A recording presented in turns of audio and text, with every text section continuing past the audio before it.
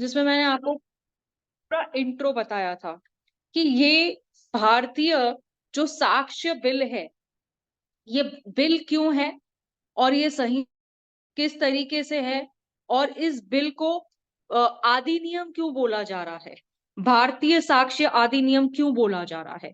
क्योंकि अब वो बिल है, जब वो अब तो प्रेसिडेंट का ऑलरेडी सिग्नेचर हो चुका है, एसेंट मिल चुका है, भले ही हम लोगों को इंट्रोड्यूस नहीं किया गया है इस बिल को।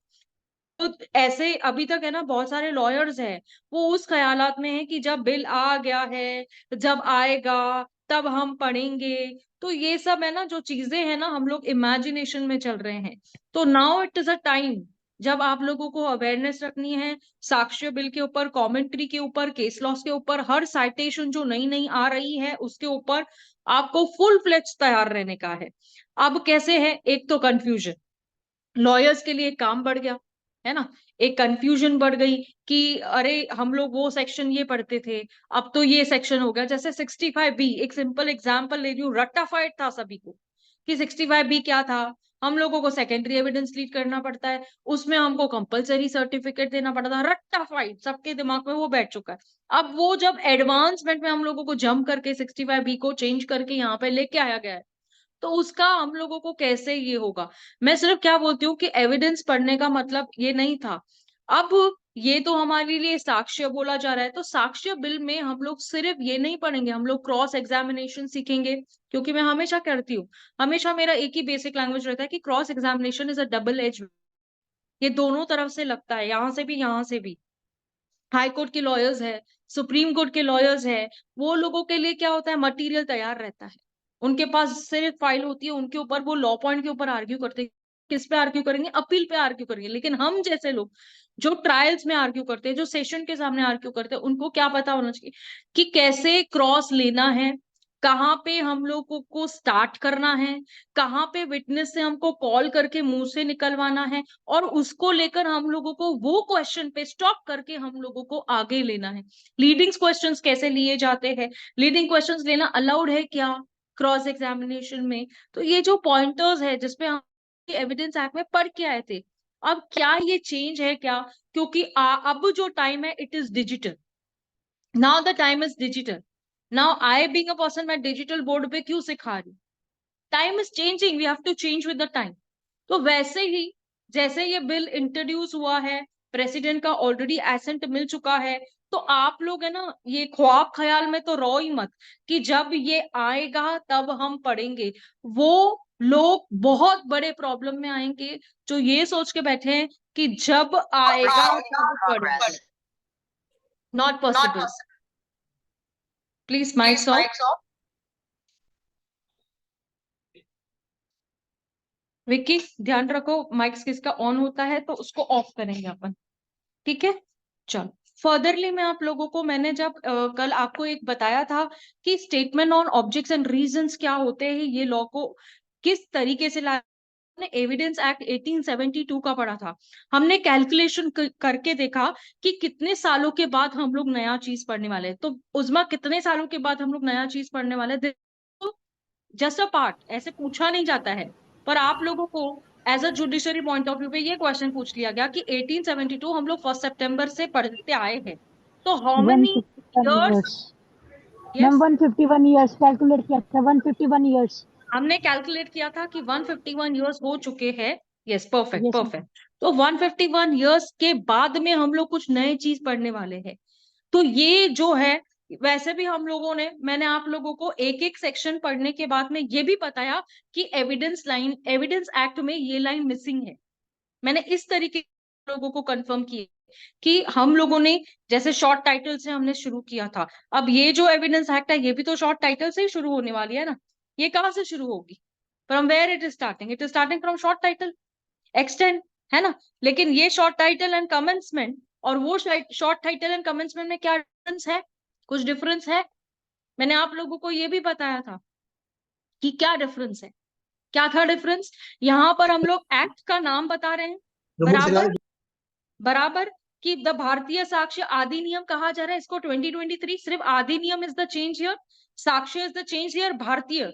अब हम लोग भारत के वासी है, ऐसे इंडिया और भारत को लेकर कितनी कंट्रोवर्सीज हुई थी, आप लोगों को मालूम होगा कि पहले हम इस तरीके पे थे कि इंडिया है, इंडिया है, फिर उन्होंने कहा नहीं नहीं भारत है, भारत है। तो भारतीय जिसको चेंज कर दिया, जिसको हम लोग नागरिक कह रहे हैं, जिसे हम साक्ष्य कह रहे हैं, आईपीसी को उन्होंने कितने पार्ट्स में बदला, या सीआरपीसी को क्या, हम लोग जब एफआईआर के कंटेंट्स जो पढ़ते थे, हम लोग 154 को कंसीडर करते थे कि ये हमारी एफआईआर है।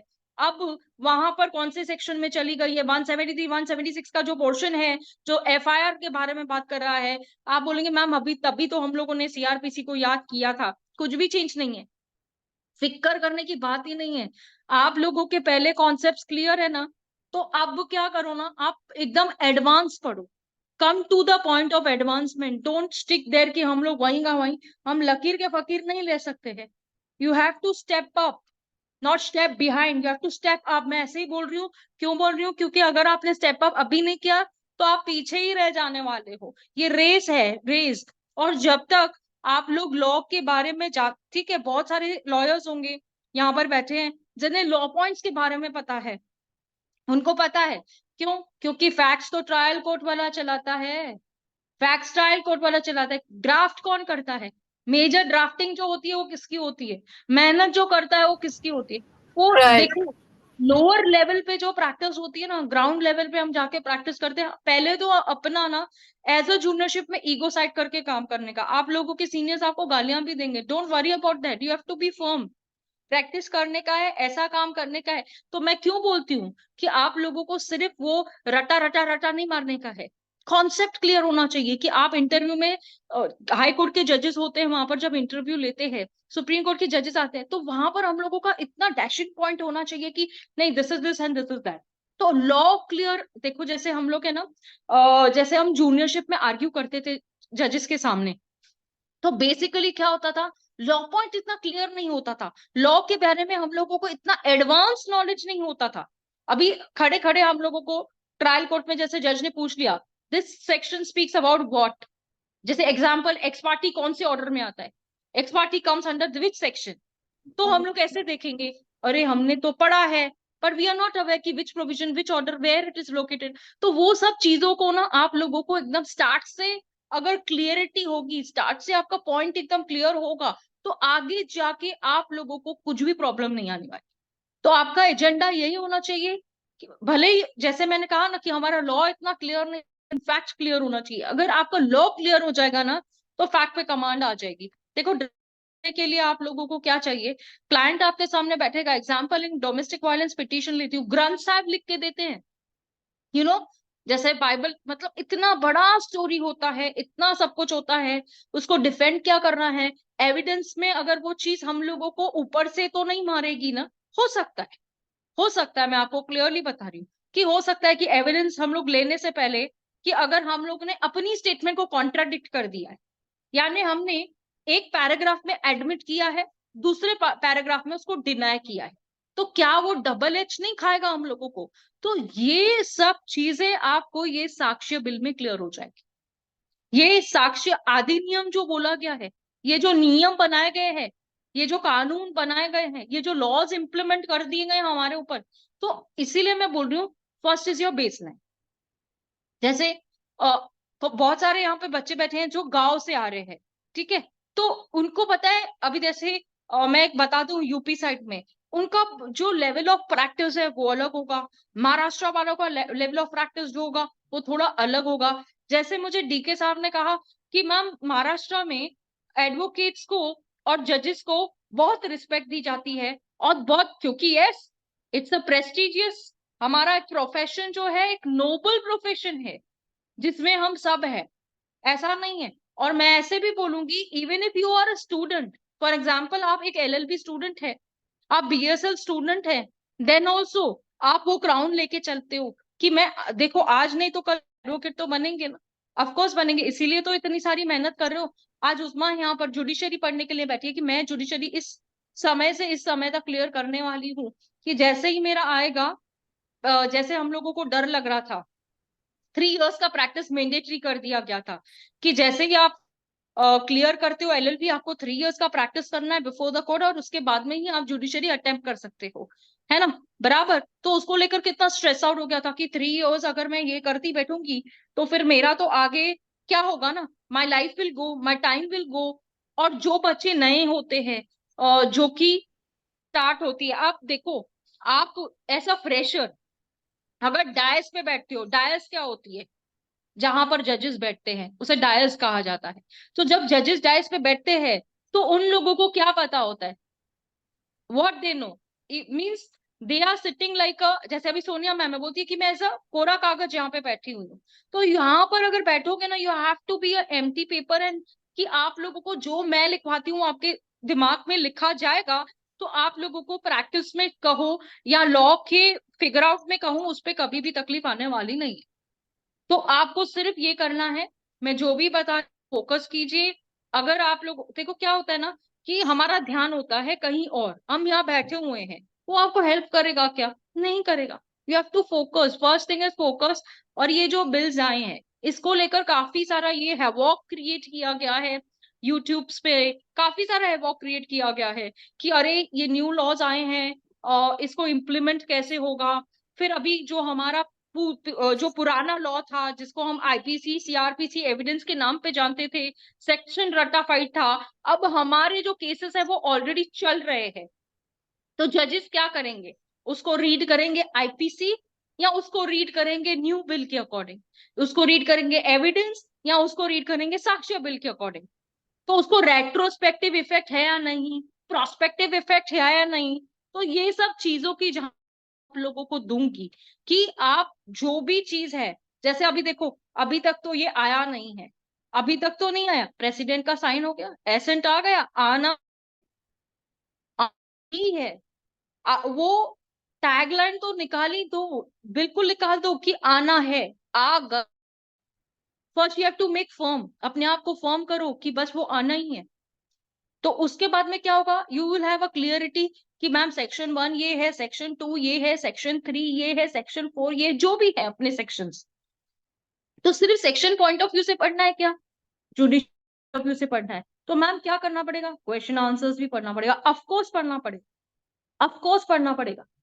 तो अब एग्जाम्पल में लेती हूँ कि जैसे हम लोग एविडेंस में हम लोग what is a secondary evidence लिखते थे, ठीक है। तो सेकेंडरी एविडेंस का सेक्शन चेंज हो जाएगा, अब उसमें डिजिटल वर्ड ऐड हो चुका है। पहले सेकेंडरी एविडेंस में डिजिटल वर्ड यूज किया जाता था क्या, नहीं यूज किया जाता था, इट इज कम लेटेस्ट ना। इलेक्ट्रॉनिक और डिजिटल रिकॉर्ड्स को इन्होंने इम्प्लीमेंट कर दिया, फिर उसके बाद में काफी सारी नई चीजों को इम्प्लीमेंट कर दिया, करेक्ट है ना। जो जो चीजें हम लोगों को कहीं ना कहीं देखो पंचनामा होता है, ठीक है। अब वो पेन ड्राइव है, पेन ड्राइव 498 ए का केस होता है, आप लोगों ने सुना होगा 498 ए आईपीसी, जो कि मोस्ट ऑफ द वुमेन्स जो है क्रूरल्टी के लिए यूज करती है एज अ वेपन, ठीक है। होता भी होगा, नहीं भी होता होगा, हम किसी को एलिगेशन लगाने के लिए, बट 498 आईपीसी आ गया। तो जब चार्जशीट बनती है, हम लोगों ने चार्जशीट भी पढ़ी हुई है, अगर आप लोगों ने मेरा क्लास अटेंड किया तो आपको पता ही है कि मैंने चार्जशीट कहाँ पढ़ाई है, कौन से सेक्शन में पढ़ाई है। और चार्जशीट को लेकर मैंने एक एक इंग्रीडिएंट पे बात किया था। तो चार्जशीट में जैसे क्या गलतियां करते हैं वो निकालते हैं हम लोग, टिप्पण पढ़ते हैं, टिप्पण का मतलब क्या होता है, स्टेटमेंट जो रिकॉर्ड की जाती है, जो स्टेटमेंट रिकॉर्ड की जाती है, कंप्लेनेंट की, विटनेसेस की, वो स्टेटमेंट रिकॉर्ड की जाती है। उसमें क्या कॉन्ट्राडिक्शन है, हमारा मोडस ऑपरेंडी, कॉन्ट्राडिक्शन निकालो। First thing you have to understand, example मैं लेती हूँ कि प्लेंट होने दो, प्लेंट होने दो, प्लेंट आप लोग जानते हैं, आप लोगों ने सीपीसी मेरे से पढ़ी हुई है ऑलरेडी। तो प्लेंट होने दो, ऑर्डर होने दो, कंप्लेंट होने दो, जो भी चीजें हो ना, आप लोगों को एक बार नहीं पढ़नी चाहिए, you have to repeatedly read it. क्यों, क्यों, आज हम डिस्चार्ज देते हैं कोर्ट के सामने, है ना, डिस्चार्ज कब देते हैं, चार्ज से पहले। कितनी बार ठोका था तुम्हारे दिमाग में, याद है ना तुम लोगों को, कि चार्ज से पहले हम लोगों को डिस्चार्ज एप्लीकेशन फाइल करनी पड़ती है, उसके बाद में हमारे पास क्या रेमेडी है, मैंने बताया था आप लोगों को। तो ये जो है ना, कि अगर हम डिस्चार्ज एप्लीकेशन फाइल करते हैं तो डिस्चार्ज में हम लोगों को क्या क्या इंग्रेडिएंट लेना चाहिए। आज मम्मी खाना बनाती है तो वो सामग्री तो यूज करेगी ना कि वो डिश अच्छी बने। तो for that also law is what, आप लोगों को हमेशा मैंने कहा है कि एविडेंस को प्लीट नहीं करना लेता है, ये बात मैंने हमेशा दम दम कही है, हमेशा नहीं, रिपीटिंगली बोली है। तो हम लोगों को क्या करना चाहिए, प्लेंट होने दो, कंप्लेन होने दो, एविडेंस एफिडेविट होने दो, या फिर जो आप एविडेंस इन अ ट्रायल जैसे क्रॉस लेते हैं, हाँ, उससे पहले जो एविडेंस रहता है उसको आपको क्या पढ़ना चाहिए, रिपीटेडली पढ़ना चाहिए उसको। जितनी बार पढ़ोगे उतनी बार आपको एक नई पॉइंट मिलेगी, जितनी बार पढ़ोगे आप, आपने सीपीसी होने दो, सीआरपीसी होने दो, एविडेंस होने दो, आईपीसी होने दो, कितनी बार पढ़ा है, बहुत बार पढ़ा रहेगा। लेकिन हर बार आप लोग, आप सोनिया से पूछिए, सोनिया मैम क्या आप एवरी टाइम आप एक नया लॉ पॉइंट नहीं डिस्कस करते हो मेरे साथ में कि yes this is the pointer where we should know about it? Ask her, she is gone to the supreme court also ना, being a supreme court lawyer. कहीं ना कहीं अगर हम यहाँ पे सी, यहाँ पर अगर हम रोज एक पॉइंट जैसे हम पढ़ रहे हैं, तो every time you will come across a new point, every time. तो आपका आपका मेजर फोकस किस पे होना चाहिए कि आज मैंने इतना पढ़ा है ना, आपको वो पार्ट रीड करने का है, रिपीटिंगली रीड करने का है, लर्न नहीं करो, रट्टा मारने का कभी भी नहीं। नेवर थिंक ऑफ रटोफाइंग, रटोफाइंग is killing yourself, never ever रटोफाई। मैं ऐसे घड़ी घड़ी बोलूंगी, मैम इसको कौन से सेक्शन में दिया गया है, मैम इसको कौन से सेक्शन में दिया हुआ है, आप लोगों का ये एक टारगेट है। लेकिन अगर आपका ही लॉ क्लियर हो जाता है, आपके ही सेक्शंस क्लियर हो जाते हैं, अब जैसे हम लोग कोई भी एक सेक्शन ले लेते हैं, तो उस सेक्शन के अंदर जब हम सेक्शन रीड करते हैं, तो मैं उसके साथ में साइड बताती हूँ आप लोगों को। मेरा एक एक एम है कि एक सेक्शन के साथ में कंपलसरी एक केस लॉ, 2 केस लॉ या 3 केस लॉ। इससे क्या होता है, करंट अफेयर्स के बारे में भी हम लोगों को नॉलेज आता है। ऑल इंडिया बार एग्जामिनेशन के पेपर में जब बच्चे बैठे थे, तो कितने जनों ने मुझे फोन करके ये बोला कि मैम हम लोग तो अवेयर ही नहीं थे कि ये पेपर आया कहां से, it is very tough paper, इतना इजी पेपर मैंने मेरे लाइफ में नहीं देखा था। मैंने मेरे लाइफ में ऐसा नहीं है कि मैं सब पढ़ के बैठी हूँ तो मुझे सब आता है तो बस मेरे लिए पेपर इजी हो गया, ऐसा नहीं था। मैंने इस तरह से भी सोच के देखा कि आई am not a teacher, I am a student, think about it कि कैसे वो पेपर जाना चाहिए, कौन सी चीजों पे उन लोगों को वर्कआउट करना था।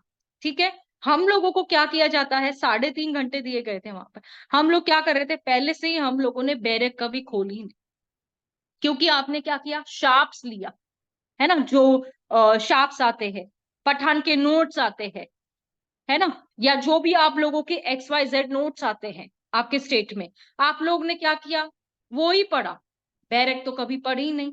सडनली क्या हो गया, मास्टर स्ट्रोक हो गया।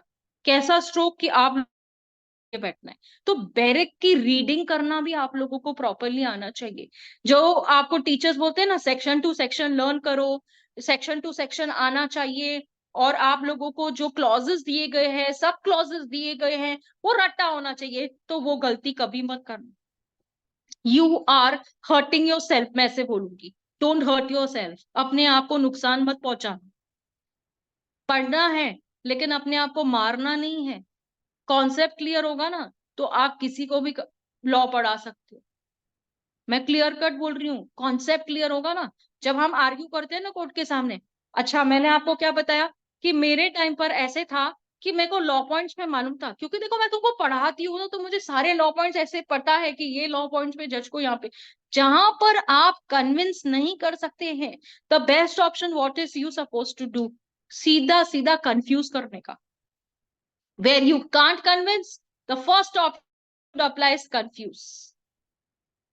आपको ये करने का है, जहां आप कन्विंस नहीं कर सकते वहां आपको कंफ्यूज करने का है। ठीक है, ये तो चलो जब आप प्रैक्टिस में उतरेंगे, मैदान में उतरेंगे, जब आप धक्के खाएंगे तब पता चलेगा। But what I want, my students should not get the pain what I have suffered for. मैं वो पेन्स आप लोगों को बेयर करने ही नहीं दूंगी। तो better is, first thing focus, don't think कि उसको सब आता है तो मुझे नहीं आता है, अपने आप को कभी भी डिमोटिवेट करने का नहीं। लॉ बहुत वास्ट है, जिस दिन जिस एडवोकेट ने भी ये बोल दिया ना कि मुझे सब आता है, तो आप भूल कि मतलब ये कानून ऐसी चीज है, ये लॉ ऐसी चीज है ना कि बोलने से तो हम लोग ये भी बोल देते हैं कि हमें ये आता है, हमें वो आता है, बट वी नेवर नो। अच्छा, इतने सालों से जो एडवोकेट्स प्रैक्टिस कर रहे थे, कर रहे हैं, आई विल से दैट, कर रहे हैं, तो क्या उन लोगों को लॉ पॉइंट में तकलीफ नहीं होती है क्या? कौन से ऑर्डर के अंदर ऐसे फोन करके नहीं पूछा जाता है क्या? अब जैसे एंटिसिपेटरी बेल हो गया, नया केस लॉ आ गया, बट देवर ऐसे था कि I was arguing before the court और वन डे बिफोर मेरे को पता चला था कि ये केस लॉ आई है from the Bombay High Court, this case law come. तो कहीं ना कहीं हम लोग अपडेटेड है ना। अगर आप अपडेटेड नहीं रहेंगे, आपको पता नहीं रहेगा, क्योंकि एक स्टूडेंट को करंट अफेयर्स के बारे में पता होना चाहिए, तो वैसे ही लॉयर को जो रीसेंट केस लॉस है, जो रीसेंट साइटेशंस आई है ना, उसके बारे में वो कंप्लीटली अपडेट रहने चाहिए। नहीं है ना, तो यहाँ पे क्लीन बोल्ड होते हैं। और ऐसे नहीं है कि जो पुरानी सीपीसी, पुरानी आईपीसी और पुराने जो साइटेशंस हुआ करते थे उसको हम लोगों को छोड़ देना है, उनको हमको भूल जाना है। लॉ ऐसा क्लियर नहीं होगा। अच्छा, मैं आप लोगों को आईपीसी जब मैंने स्टार्ट की, ऑलरेडी मैंने आप लोगों को न्यू स्टार्ट किया है, नहीं किया है? न्यू बिल इंट्रोड्यूस करके दिया है कि नहीं दिया है? Yes, ma'am. ऑलरेडी मैंने काफी सारा पोर्शन आप लोगों का उसके अंदर भी कंप्लीट करके लिया है। अब मुझे सिर्फ मेजर सेक्शंस पे जाना है। Definition part over, starting part over, punishment part over, clear किया है ना मैंने। अभी सिर्फ मेरा जो राइट टू डिफेंस का पार्ट है वो मुझे वहां से कंप्लीट करना है, वो वहां से लेना है मुझे।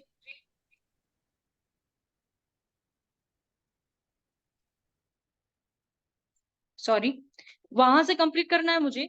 तो उसके हिसाब से एक क्लियरिटी विजन आ जाएगी आप लोगों को कि आईपीसी होने दो या फिर सीआरपीसी होने दो। आप लोगों को पता है, मैंने जब सीआरपीसी स्टार्ट की थी ना, उजमा थी मेरे क्लास में, उजमा मैंने सीआरपीसी कितनी बार पढ़ाई है? 5 बार। 5 बार आईपीसी पढ़ा। तो 5 बार आईपीसी पढ़ाने के बाद किसको रट्टो नहीं होती है मुझे बताओ। मैं तो ठीक है पढ़ा रही हूँ तो अलग बात है, एज अ स्टूडेंट 5 बार आप सीआरपीसी पढ़ लो, रट्टा नहीं हो जाएगी? उसमें क्या होगा, आप लोग बोलेंगे मैम ये तो ऐसा था, ये तो ऐसा था। तो वैसे ही जब मैंने एविडेंस स्टार्ट किया तो मैंने आप लोगों को दोनों तरफ से बताया कि इंडियन एविडेंस एक्ट और साक्ष्य अधिनियम में क्या डिफरेंसेस है। टीचर्स मिलेंगे आप लोगों को, बहुत मिलेंगे, नो डाउट है, लेकिन हम लोगों को वो पॉइंटर्स पे कि हम लोग अंडरलाइन कर ले कि ये नया आया है, तो पुराने वाले को भी तकलीफ नहीं होगी कि बाबा ये नया आया है, इसको हमने ये वाले सेक्शन में ऑलरेडी पढ़ रखा है एज पर एविडेंस एक्ट। भर दें, भर दो, भर दो, ठीक है, ठीक है, समझ रहे हो? स्टार्ट करूं मैं? उस दिन मैं आप Yes, लोगों ma'am. को एक पैराग्राफ लिखवाया था, किसी Yes, को वो ma'am. पैरा के बारे में पता है क्या था? Anybody knows about it? याद है? थोड़ा बहुत पता है? Yes ma'am. क्या पता है, थोड़ा बहुत बताओ। वो एविडेंस और ये जो भारतीय साक्ष्य अधिनियम है उसका डिफरेंस बता रहा है कि क्या डिफरेंस है, दोनों के बीच में क्या रिलेशन है। दोनों के बीच में क्या रिलेशन है? एविडेंस के बीच में, साक्ष्य के बीच में। अच्छा, अगर आप लोगों को ये पूछा जाए कि जो फर्स्ट बिल इंट्रोड्यूस किया था उसका बिल नंबर क्या है? 123। Very good. जो अभी का बिल इंट्रोड्यूस किया उसका बिल नंबर क्या है? 175C. 175C. Very good students, lovely lovely. ये बात है ना, भले ही बोलेंगे कि क्या जरूरत है ना ये पढ़ाने की, क्या, but we should be aware about each and everything. तो ठीक है, मैंने इसमें ऑब्जेक्टिव्स एंड रीजंस पढ़ाया था। तो इसमें मैंने एक आप लोगों को 2 से 3 पॉइंट्स ऐसे पढ़ाए थे जिसमें मैंने आपको कुछ बताया था, जो कि मैंने कहा था कि आप लोगों ने ये सारी चीजें इंडियन एविडेंस एक्ट में नहीं पढ़ी थी। वो क्या थी? वो क्या थी? Digital records. Very good, Yes, digital ma'am. Record. इन एविडेंस की जो डेफिनेशन है मैम, उसमें डिजिटल रिकॉर्ड्स अभी ऐड ऑन हुआ है. हाँ, उसमें ऐड ऑन हुआ है। Very good. पेपर रिकॉर्ड्स के बारे में आप लोगों को मैंने बताया। Mechanical Yes, ma'am. कॉपीज जो होती है, ओरिजिनल काउंटर पार्ट्स जो बनते हैं डॉक्यूमेंट्स के, वो सारी चीजें मैंने आप लोगों को बताई। ठीक है, फिर Yes, मैंने ma'am. आपको चैप्टर नंबर 1 जो मैंने आपको बताया प्रिलिमिनरी चैप्टर है, क्या वो इंडियन एविडेंस एक्ट में नहीं था? क्या था ना, बिल्कुल था यार, Yes, ma'am. 100% था।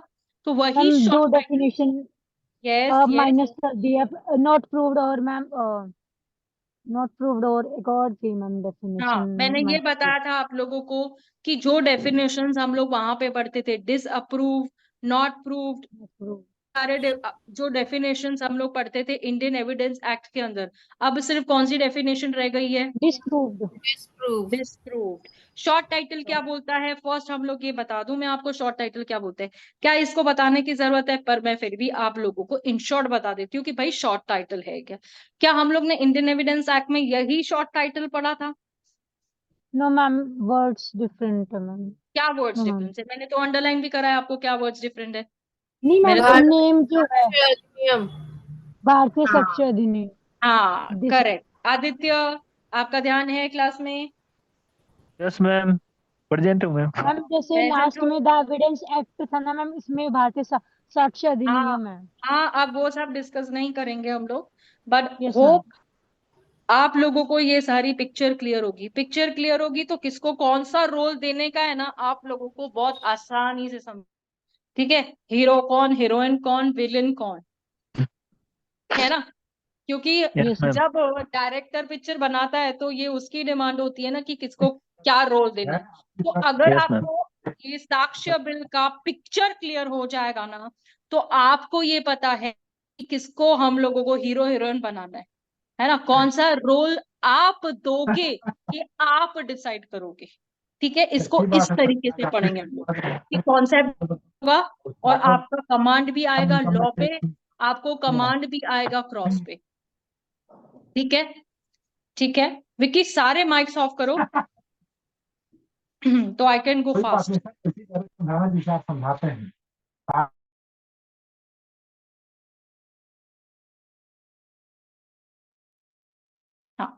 चलो बढ़ते आगे शॉर्ट टाइटल की तरफ। इंडियन एविडेंस एक्ट में हमने ऑलरेडी पढ़ रखा था। The act means called the भारतीय साक्ष्य अधिनियम 23। बस इतना पता है शॉर्ट टाइटल का मतलब। ये टाइटल क्यों बोला जाता है इसको, ये short title and commencement, what is the reason. हम लोगों ने कौन सी भी एक्ट खोली है, any act referred the first part, आपने कॉन्स्टिट्यूशन भी start short title extend and commencement से किया था, ना कि आर्टिकल 1 से। बराबर यस बराबर। Yes ma'am. तो yes ma'am. Short title extend and commencement का मतलब ही क्या है, यहाँ पर सबसे क्या पहले मतलब है? इंट्रोडक्शन देगा ना, कोई भी एक्ट आएगा तो सबसे पहले अपना इंट्रोडक्शन नाम देगा। सबसे पहले बताएगा, अपना नाम बताएगा। सबसे अपना पहले नाम अपना बताएगा मैं वो। इंट्रोड्यूस करेगा, अपना नाम बताएगा। तो उसी यस मैम। तरीके से जो ये भारतीय साक्ष्य बिल है वो अपना नाम बता रहा है और ये किस पे अप्लाई होगा। तो जहां पर आप लोगों को एविडेंस में दो चीजें समझनी है, एक होता है शाल, एक होता है फैक्ट। दो चीजें आपको कंपल्सरी समझनी है। शाल क्या होता है, fact. Ma'am conclusive proof law में जो आता है। नहीं नहीं, वो सब कॉन्क्लूसिव प्रूफ बाद में, बाद में ओके लावन, ओके। बाद ओके में। मैम। शायद कोर्ट को हाँ मानना ही क्या पड़ेगा। कंपलसरी होता है? हाँ, यस, शैल मीन्स शाल मानना पड़ेगा। हाँ हाँ, कंपलसरी। और मे मीन्स लाइक मान कंपल्सरी, वो कंपल्सरी डिक्शनरी यस। पावर है कोर्ट की। यस हाँ मैम। हाँ हाँ, ठीक है, रुको अभी रुको, जब मैं पूछू तब मुझे आंसर करो, ओके।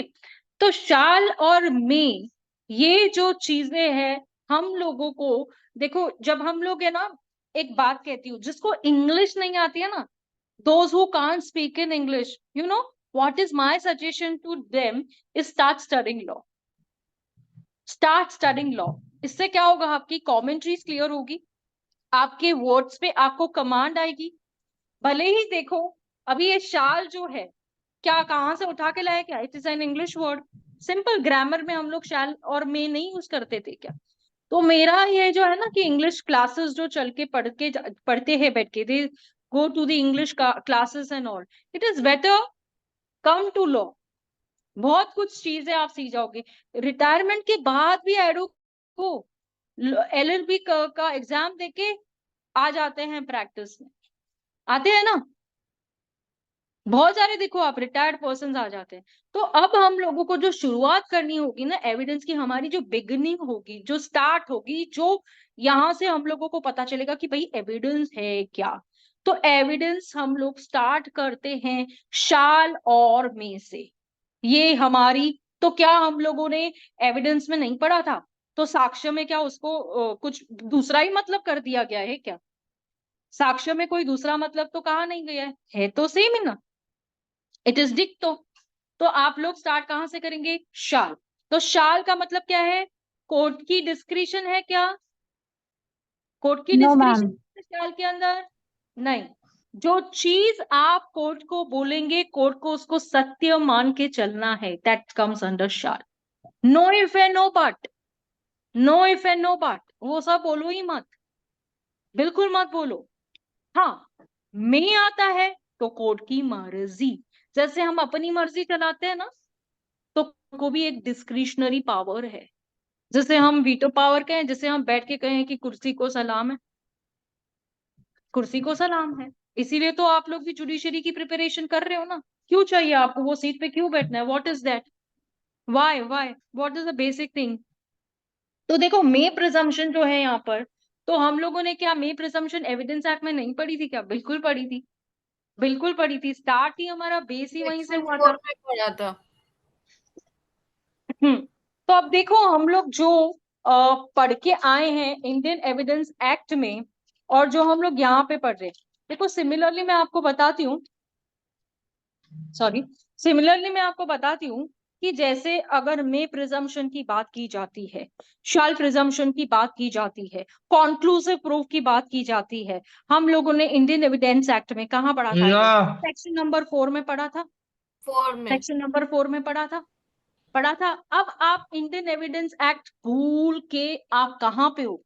आप कहाँ पे हो? साक्ष्य बिल, है ना? तो वो कहाँ पढ़ रहे हो? आप उसको कहाँ पढ़ रहे हो? साक्ष्य बिल के अंदर आप उसको कहाँ पढ़ रहे हो? कहाँ पे डेफिनेशन है क्लॉज में, आई में और डेफिनेशन? एम में। देखो, हम कहाँ पढ़ते थे पहले उसको? डायरेक्टली हम लोगों को सेक्शन 4 में बता दिया क्या। तो ऐसे जो पिछला है ना, उसको भूलना नहीं है, पिछले के साथ में नए को हम लोगों को याद करना है। जैसे एग्जाम्पल बोलती हूँ कि कोई मर जाता है तो उसको भुला दिया जाता है क्या? नहीं भुला दिया जाता है। मैं बहुत इमोशनल बात कर रही हूँ, I have no concern with this, but एक बात है, एविडेंस के साथ में हार्ट टू हार्ट कनेक्शन बन गया था हम सभी का, उसको छोड़ सकते हैं क्या? हम लोग नहीं छोड़ सकते, लेकिन नए के साथ में हमको आगे तो बढ़ना है। लाइफ नेवर स्टॉप्स, चीजें रुकती नहीं है। तो इसी तरीके से जो हम लोग मे प्रिजम्पशन की बात कर रहे हैं, मैं थोड़ा सा डिटेल में जा रही हूँ, जैसे आप लोगों को याद रहे। शटर नीचे करके जाना, ठीक है ना? मे presumption, whenever it provide by this act, the court may presume a fact, it may either regard to such a fact as proof। देखो, जो फैक्ट को हम लोग, सारा का सारा गेम है लॉ और फैक्ट का। लॉजिकल पॉइंट आपको बताऊं कि देखो, पहले क्या होता था, रेलेवेंसी क्या है ना? हम लोगों ने पढ़ा था कि रेलेवेंट फैक्ट क्या होता है, रेलेवेंसी क्या होती है, एडिटिविटी क्या होती है, प्रूव्ड क्या होता है, नॉट प्रूफ क्या होता है। कि जो काला और गोरे की बात कर रहे हैं यहाँ पर, ये सारी चीजें जो है ना, फैक्ट, लॉ, कॉन्क्लूसिव प्रूफ, ये सब काले गोरे की बात की जा रही है। कि आप बोलेंगे मैम काला गोरा क्या है? ये जो चेस है ना, चेस की बाजी है। आप लोगों को इसको चेस की बाजी के जैसे समझने का है। You have to understand. एक मिनट, हाँ।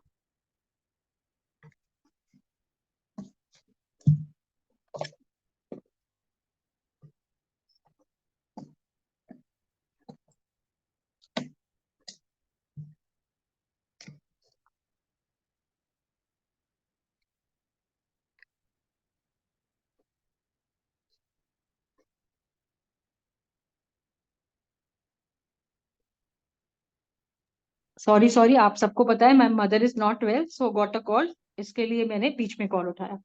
चलो, अब यहाँ पे आती हूँ मे प्रिजम्पशन पे।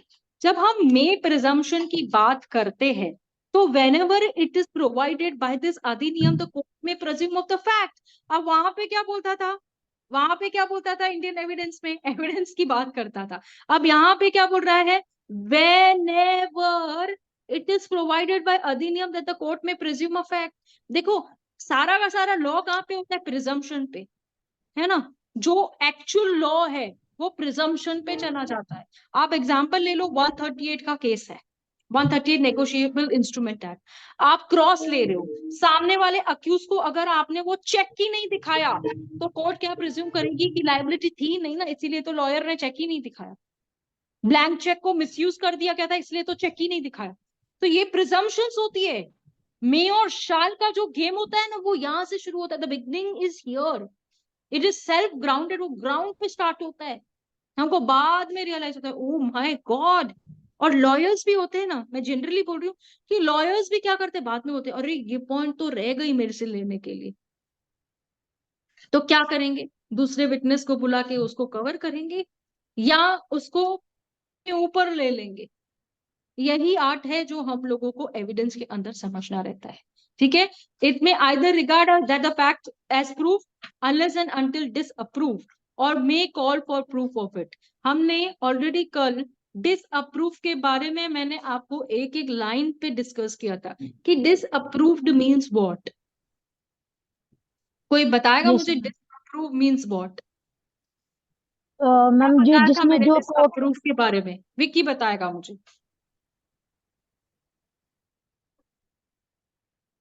Vicky, disapprove means what?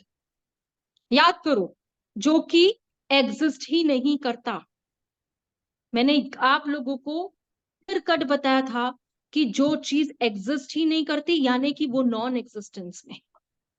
ठीक है, देखो, फैक्ट्स वेरीज फ्रॉम, जो केसेस होते हैं ना, द सर्कमस्टेंसेस चेंज होते रहते हैं, सर्कमस्टेंसेस चेंज होते रहते हैं। हम करने जाते थे ना बेल, बेल की आर्ग्यूमेंट करते थे और बेल हमारी रिजेक्ट हो जाती थी, मतलब एक बात है, तो हम क्या करते थे, चेंज ऑफ सर्कमस्टेंसेस का वेट करते थे। तो ये सर्कमस्टेंसेस जो है पर्टिकुलर केस के, हर कोई चीज में आपको क्या सेम फैक्ट्स मिलेंगे क्या, सेम फैक्ट मिलेंगे क्या? तो मैम यही तो आपका सर्कमस्टांसेस दिमाग होना इन वट चाहिए ना कि वे, आपको लॉ कैसे अप्लाई करना है उस फैक्ट के ऊपर।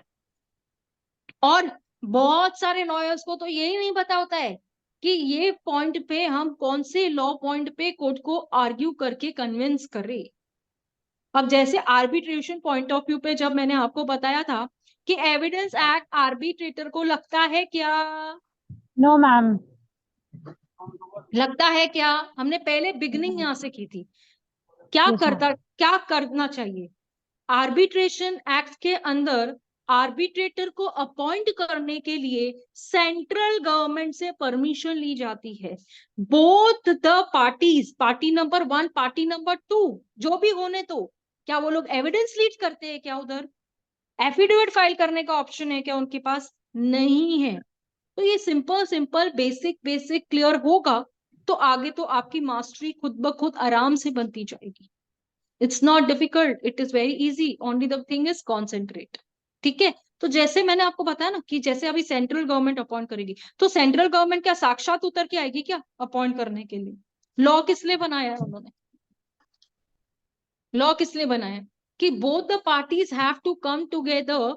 अभी देखो, अगर आर्बिट्रेटर बायस्ड है, बायस्ड का मतलब क्या होता है कि अगर वो आपके फेवर में है और मेरे फेवर में नहीं है ना, हम बोलते हैं ना कि ये जो जज है ना, मेरे को तो समझ में ही नहीं आ रहा है क्या कर रहा है, इसके तरफ ज्यादा क्यों है, मतलब we have a thought in her mind, हमें एकदम एक माइंड में सेट हो जाता है। तो जब आप प्रैक्टिस में उतरोगे ना, तो you are going to understand the concept की विच जज इज बायस्ड। वैसे जजेस मैं ऐसे नहीं बोल रही हूँ कि बायस्ड होते हैं, I am not making any allegation, I am just making you understand on the point of law. ये एक्सप्लेन करने की मैं आपको कोशिश कर रही हूँ। तो जब ऐसे हो गया तो दोनों पार्टीज को एक ऑप्शन दिया जाता है कि आप दोनों पार्टीज मिलके एक आर्बिट्रेटर को, ना इसके फेवर में ना उसके फेवर में, न्यूट्रल, है ना, बैलेंस होना चाहिए, दोनों तरफ सुनना चाहिए, एक तरफ सुन के ऑर्डर नहीं। जैसे बैंक होती है, बैंक तो बैंक के फेवर में ज्यादा होता है, क्यों?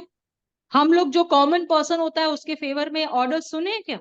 आप लोगों ने सुने कि बैंक को इजीली ऑर्डर नहीं मिलता? जो एक पर्सन है जो कोर्ट के सामने गया है, a layman standing before the court and I seen laymen argue करने के लिए, कोर्ट को एकदम ऐसे करते कि सर सर ये पॉइंट ऐसा है, ये पॉइंट ऐसा है, बट हूज कंसिडर्ड, पहले किसको कंसिडर किया जाता है, किसको कंसिडर किया जाता है? बैंक को कंसिडर किया जाता है। Why bank, why not a layman person? क्या जजेस इस बात को लेकर डरते हैं क्या? क्या करना चाहिए जजेस को? क्या करना चाहिए? क्या करना चाहिए? एविडेंस पे चलना चाहिए? किस पे चलना चाहिए? क्या करना चाहिए? मैम एविडेंस देखना चाहिए। एविडेंस क्यों देखेंगे? एविडेंस कब आता है आप लोगों को पता है? एविडेंस होता है ट्रायल के पॉइंट ऑफ व्यू। ट्रायल के टाइम पे। ये बात आप लोग लेनी है, दिमाग में छाप के लेनी है कि एविडेंस की जो शुरुआत होती है, एविडेंस की जो बिगनिंग होती है, जैसे बच्चा पैदा होता है 9 महीने बाद होता है, तो ये एविडेंस कब होता है? ट्रायल की टाइम पे होता है। ट्रायल होती है, एविडेंस लगता है। इसके स्टेजेस मैंने आप लोगों को बताए थे कि कैसे कैसे स्टेजेस होते हैं एविडेंस के अंदर। डिफेंस क्रॉस क्या होता है? डिफेंस क्या लीड करता है? आप क्या करते हो? पहले जैसे हमारा कंप्लेनेंट होता है, अक्यूज होता है, सबको पता है फिरियादी क्या होता है, आरोपी क्या होता है, कंप्लेनेंट कौन होता है, अक्यूज्ड कौन होता है। तो जब कंप्लेनेंट अपना एविडेंस एफिडेविट देता है कोर्ट के सामने, तो क्रॉस किसका होता है पहले? ये मे प्रिजम्पशन नहीं है, ये मे प्रिजम्पशन नहीं है। तो क्रॉस किसका होता है पहले? अक्यूज का क्रॉस होता है कि कंप्लेनेंट का क्रॉस होता है? चलो बताओ सब में। Just complainant. Just just hand raise and tell me कि किनको पता है कि जब शुरू होता है it starts from whom, complainer और अक्यूज्ड? कंप्लेनेंट से होता है start.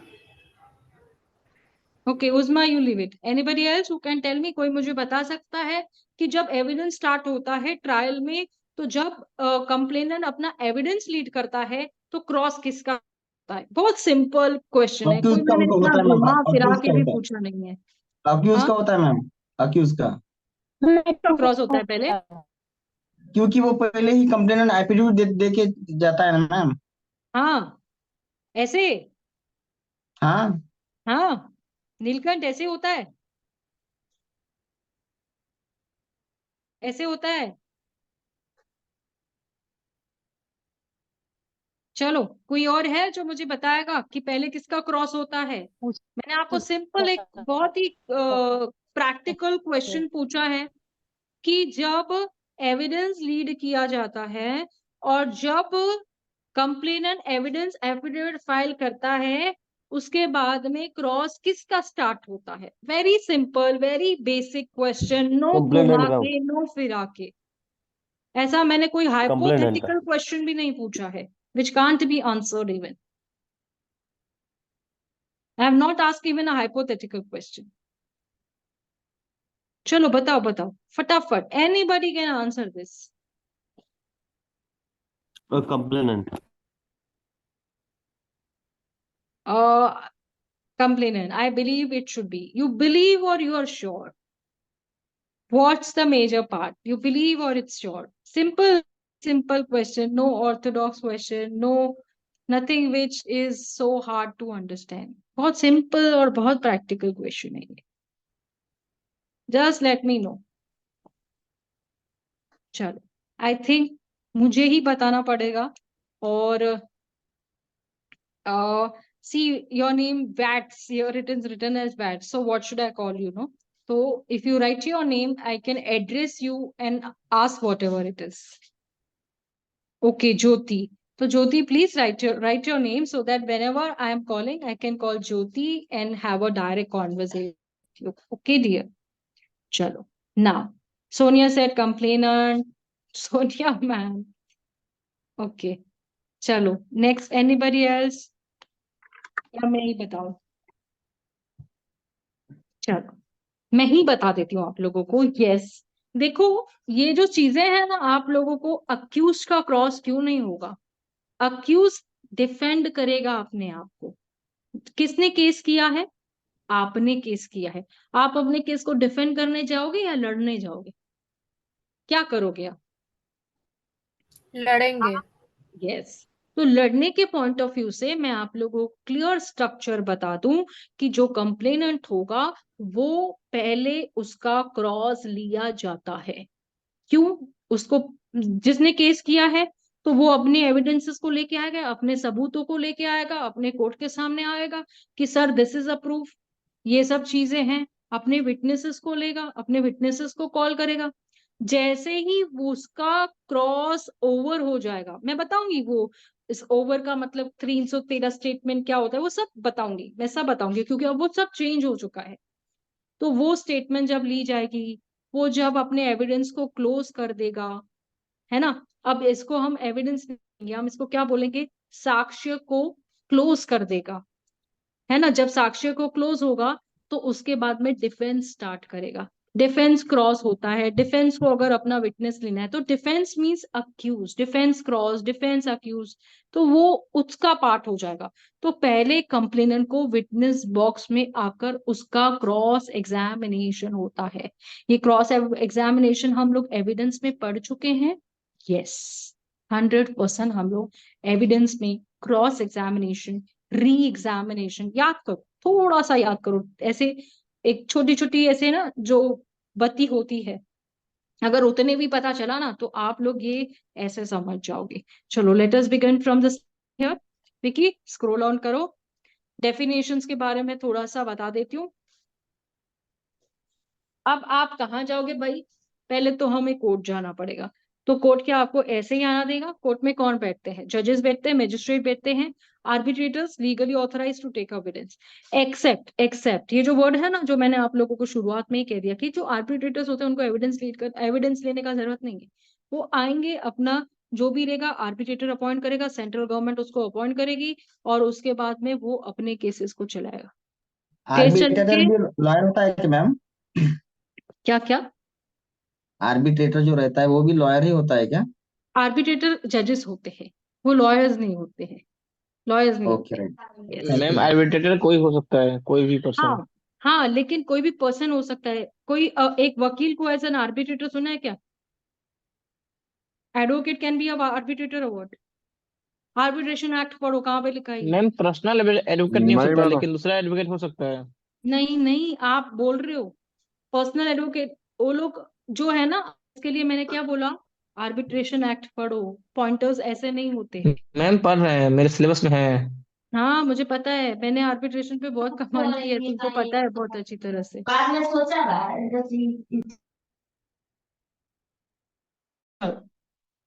Now tell me, arbitrators कौन कौन आता है? चलो मैं बिफोर गोइंग अहेड ना, मैं आपको यहाँ पे लेके आऊंगी। पहले मुझे बताओ कि आर्बिट्रेशन प्रोसीडिंग्स में क्या होता है, मुझे कोई गोल्डन रूल। रिटायर्ड जजेस, हाँ मुझे रिटायर्ड पहले ना जजेस। आर्बिट्रेशन के गोल्डन रूल्स बता दो। चलो छोड़ो, कौन आता है कौन नहीं आता ना, वो भी मैं क्लियर कर देती हूँ अभी का अभी। Arbitration is an agreement. Arbitration is arbitration an में रिवार्ड एग्रीमेंट। मिलता है, आर्बिट्रेशन इज रिवार्ड। क्या क्या क्या? आर्बिट्रेशन में रिवार्ड मिलता है। रिवॉर्ड मिलता है, वो तो मैंने आपको बताया कि उसमें रिवॉर्ड दिया जाता है, अवार्ड दिया जाता है, award in the form of reward. ठीक है। जी मैम। चलो नेक्स्ट, और कुछ बताओ, जल्दी जल्दी गोल्डन रूल्स बताओ, एविडेंस के 3 गोल्डन रूल्स क्या थे? चलो बताओ, एविडेंस के 3 गोल्डन रूल्स क्या थे जिससे हमने शुरुआत की थी? मैं ही बता दूं, मैं ही बता दूं, एविडेंस के 3 गोल्डन रूल्स भूल गई हो उस्मा? ओके नहीं मैम, याद, बताइए। मैं ही बता दूं। चलो, anybody who can tell me evidence के 3 गोल्डन रूल्स कहाँ है जहां से हमारी एविडेंस की शुरुआत होती है? कोई बता पाएगा मुझे? Anybody can just raise an, if comfortable, नहीं तो यहाँ पे कोई ऐसे ये नहीं है। मैं चाहती हूँ कि बताओ, नहीं आता है तो मैं हूं ना, मैं किस लिए हूं यहाँ पे। चलो याद करो, हियर से इज नो एविडेंस। याद करो, याद करो, मैंने ये पॉइंट्स पढ़ाई थी आप लोगों को। Oral evidence must B direct, ठीक है।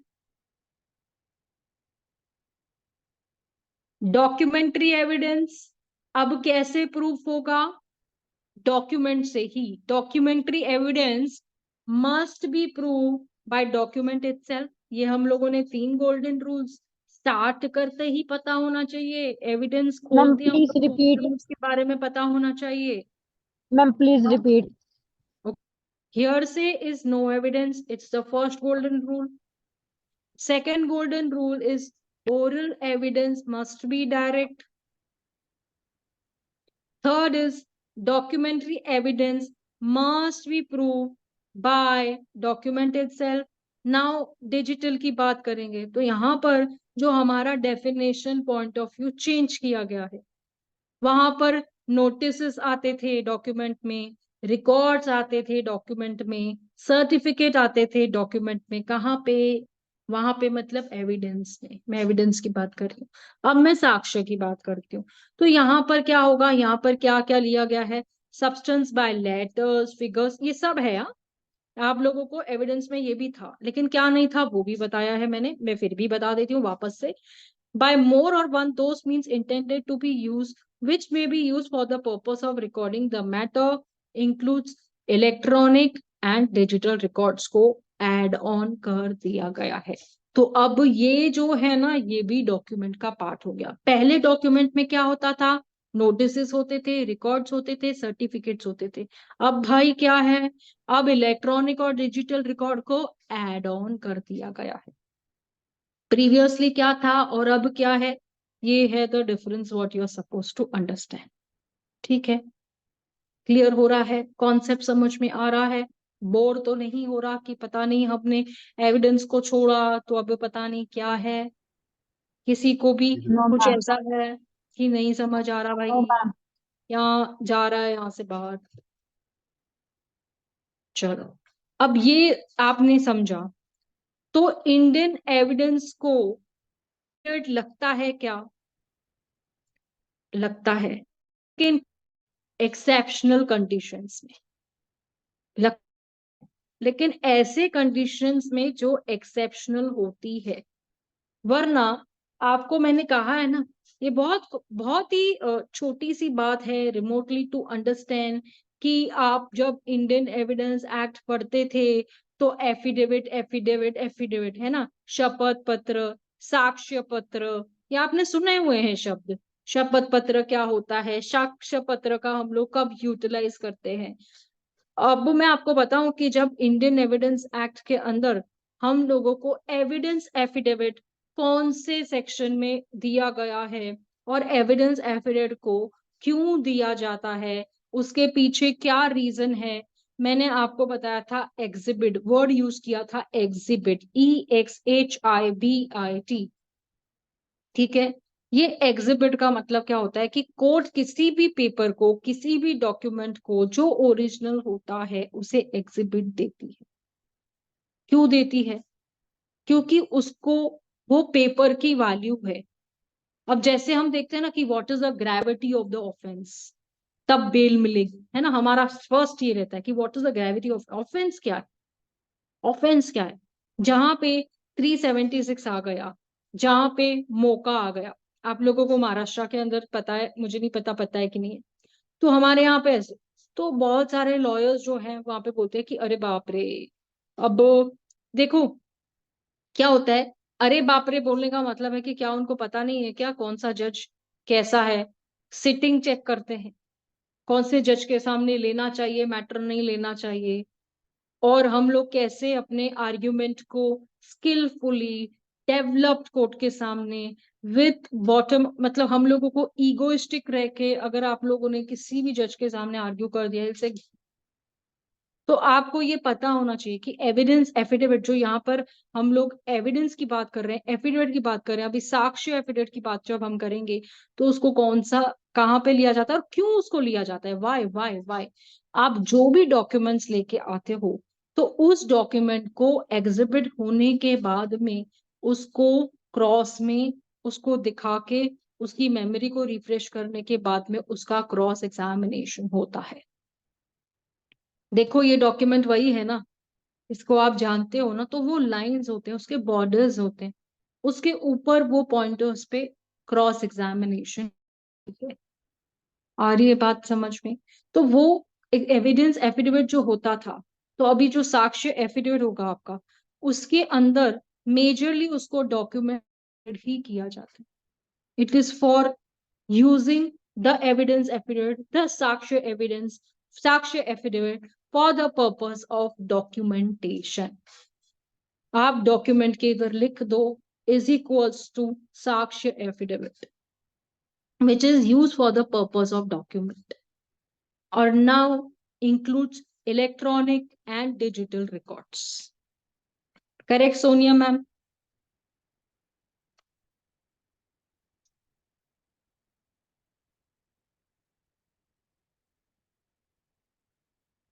आज आप माइक ऑन नहीं कर रहे हो Sonia ma'am, may be network issue. चलो, अब हम लोगों ने इलस्ट्रेशन पॉइंट ऑफ व्यू पे देखा था। और राइटिंग इज अ डॉक्यूमेंट, जो भी आप लिखते हैं वो एक डॉक्यूमेंट के फॉर्म में होता है। आपको पता है सेल डीड क्या होती है? What is a sale deed, what is an agreement to sale, what is demarcation, मोजनी क्या हो? हाँ, एक जनरल चीज है, क्योंकि हम लोगों को ये एविडेंस जो है, ये साक्ष्य जो है, your audio is not getting operated, here my voice, just let me know, can you hear my voice? So I'll come to know why or it's not getting operated.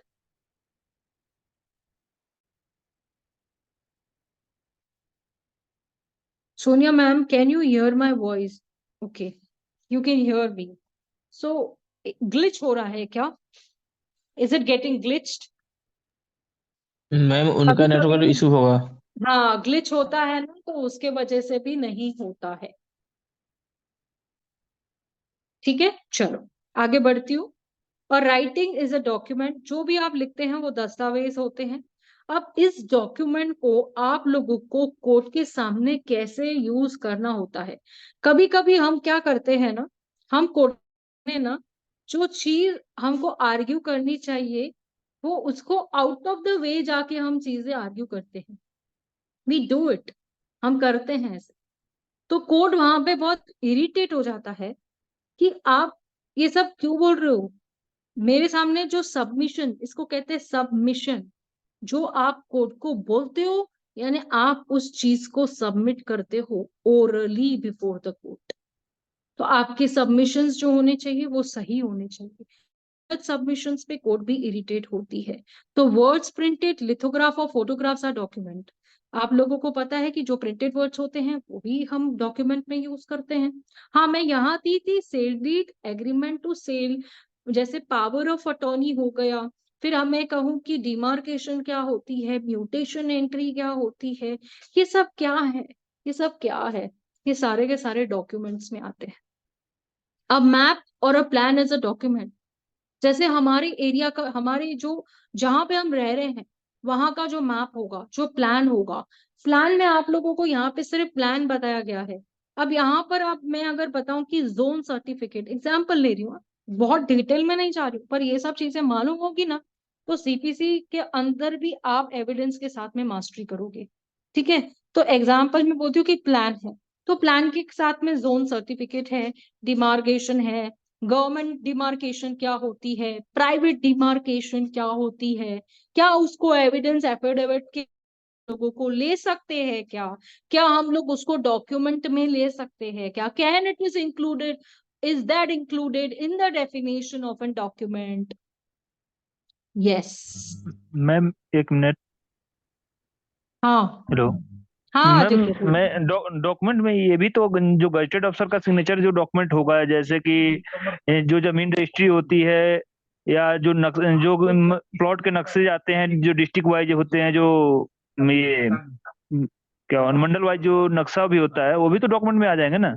हाँ, तो मैं वही तो बता रही हूँ ना, ये सारी चीजें होता डॉक्यूमेंट, है। जब मैं आपको बोल रही हूँ ना कि ये सब पॉइंटर्स पे ना आप लोगों को कोई बड़े से बड़े लॉयर भी नहीं बताएंगे कि आप लोगों नहीं, को उसको पढ़ना कैसे है और उसको डॉक्यूमेंट में क्यों लिया गया है। इसके लिए तो मैं मैम आप तो लोगों को बता रही हूँ, नहीं तो यहाँ लिखा है क्या आदित्य, क्या लिखा है क्या?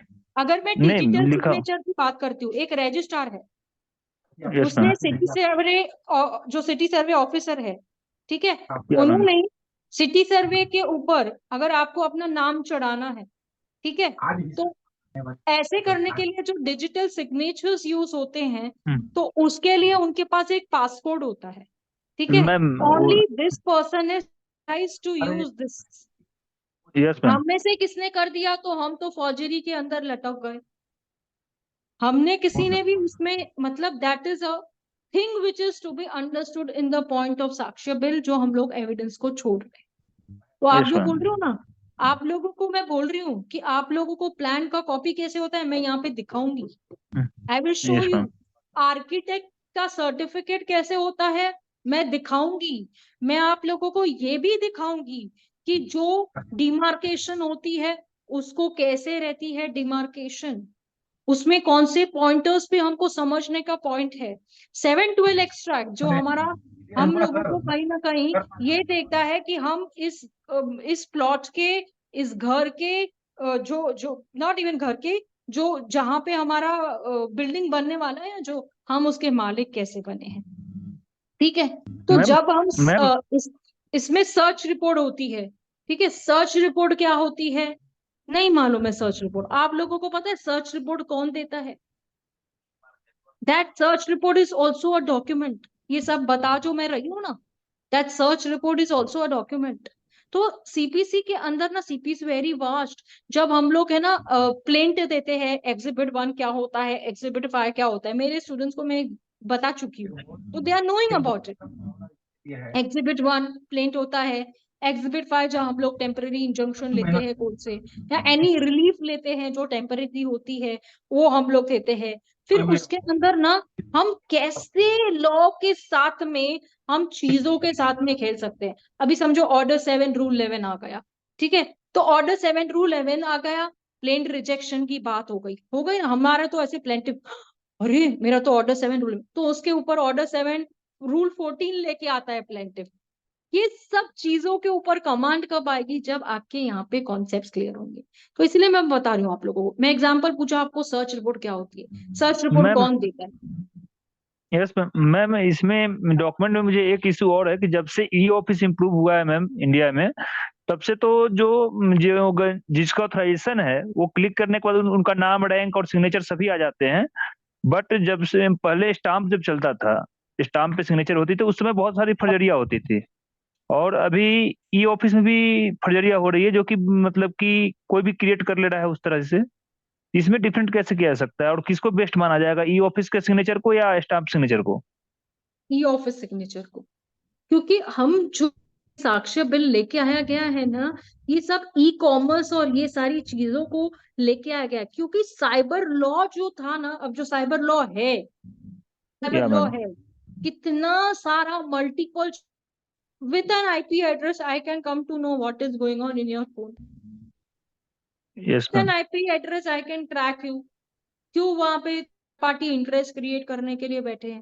या Why do या we ma'am. require? Why cyber lawyers are earn crores of rupees? ये जो आप बोल रहे हो ना इधर, कि वो तो या कुछ मैम। भी निकाल सकता है, उस पे तो फौजरी इजीली हो सकती है डिजिटल के ऊपर। या मैम। हाँ, या तो ma'am. why are cyber lawyers? क्यों साइबर लॉयर्स 1-1 करोड़ रुपया कमाते हैं? क्यों कमाते हैं? यस। क्यों कमाते हैं? वो reason is this is the yes. Reason why they are yes earning in ma'am. multiple crores, क्योंकि ये सब चीजों के लिए ही इन्होंने चेंज करके लिया है, जहां पर इलेक्ट्रॉनिक और डिजिटल रिकॉर्ड्स लाए। ये सब म- चीजें ना, लॉ ऐसा नहीं होता है कि आपने एविडेंस पढ़ लिया, आपने साक्ष्य बिल को पढ़ लिया, आपने साक्ष्य बिल को समझ लिया, आपको लॉ आ गया, नहीं। सब लोग कनेक्टेड है। मैम मैम एक क्वेश्चन इसमें और था। जब हम्म। स्टाम्प सिग्नेचर जब गजेटेड ऑफिसर करते थे, तो उसमें एक ओसी कॉपी होती थी, जो कि नीचे वाले जो क्लर्क होते थे वो ओसी कॉपी सिग्नेचर करते थे 2 कॉपी पे।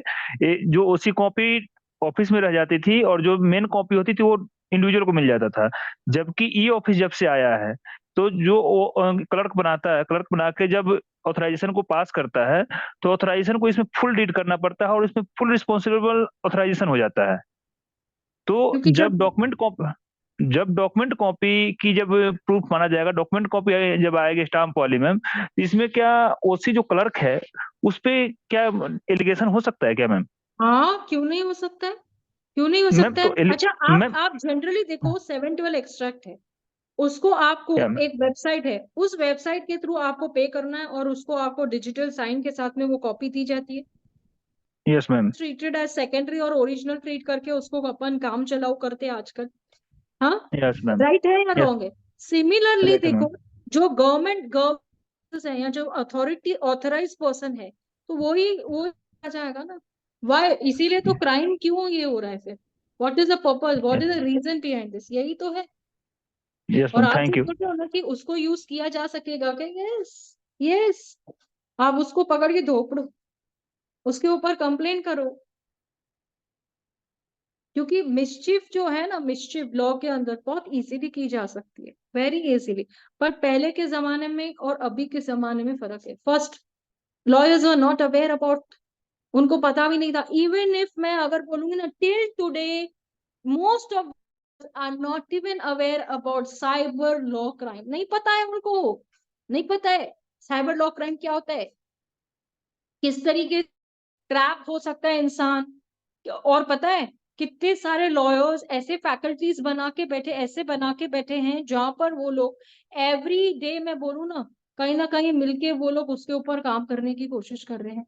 आपको पता है पुलिस जो है, you go to a police station, talk to a police officer who is working under cyber crime, उसको भी ऐसे समझना पड़ता है अभी क्या करूं, क्योंकि क्लियरिटी है ही नहीं, विजन ही क्लियर नहीं है।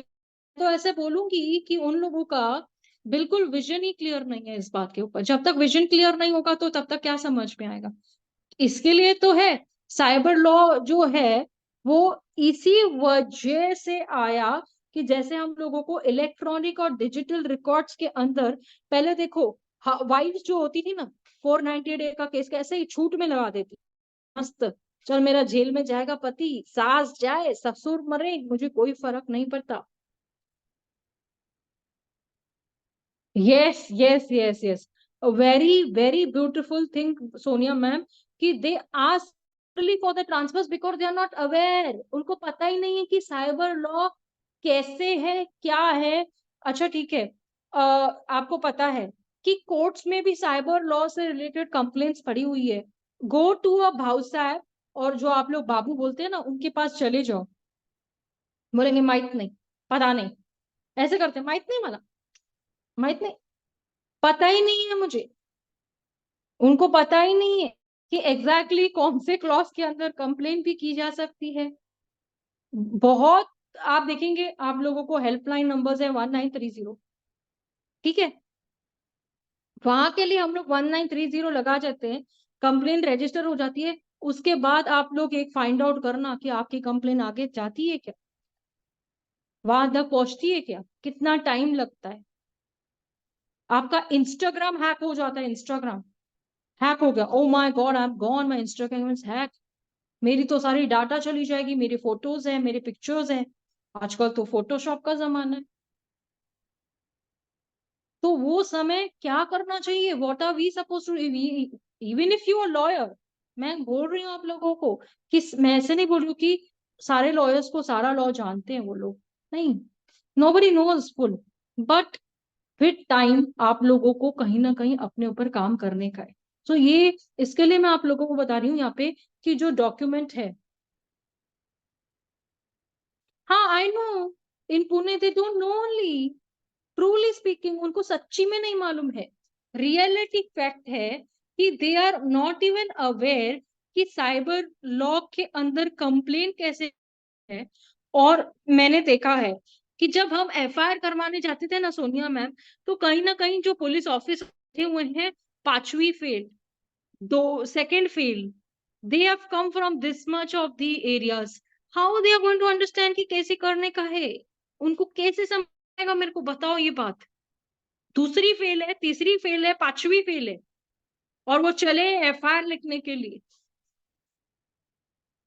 आप मुझे बताओ ना, इसलिए ही तो जो मर्डर वाले बच जाते हैं, रेप वाले बच जाते हैं, क्योंकि एफआईआर में वो कंटेंट्स ही नहीं आता जो चाहिए।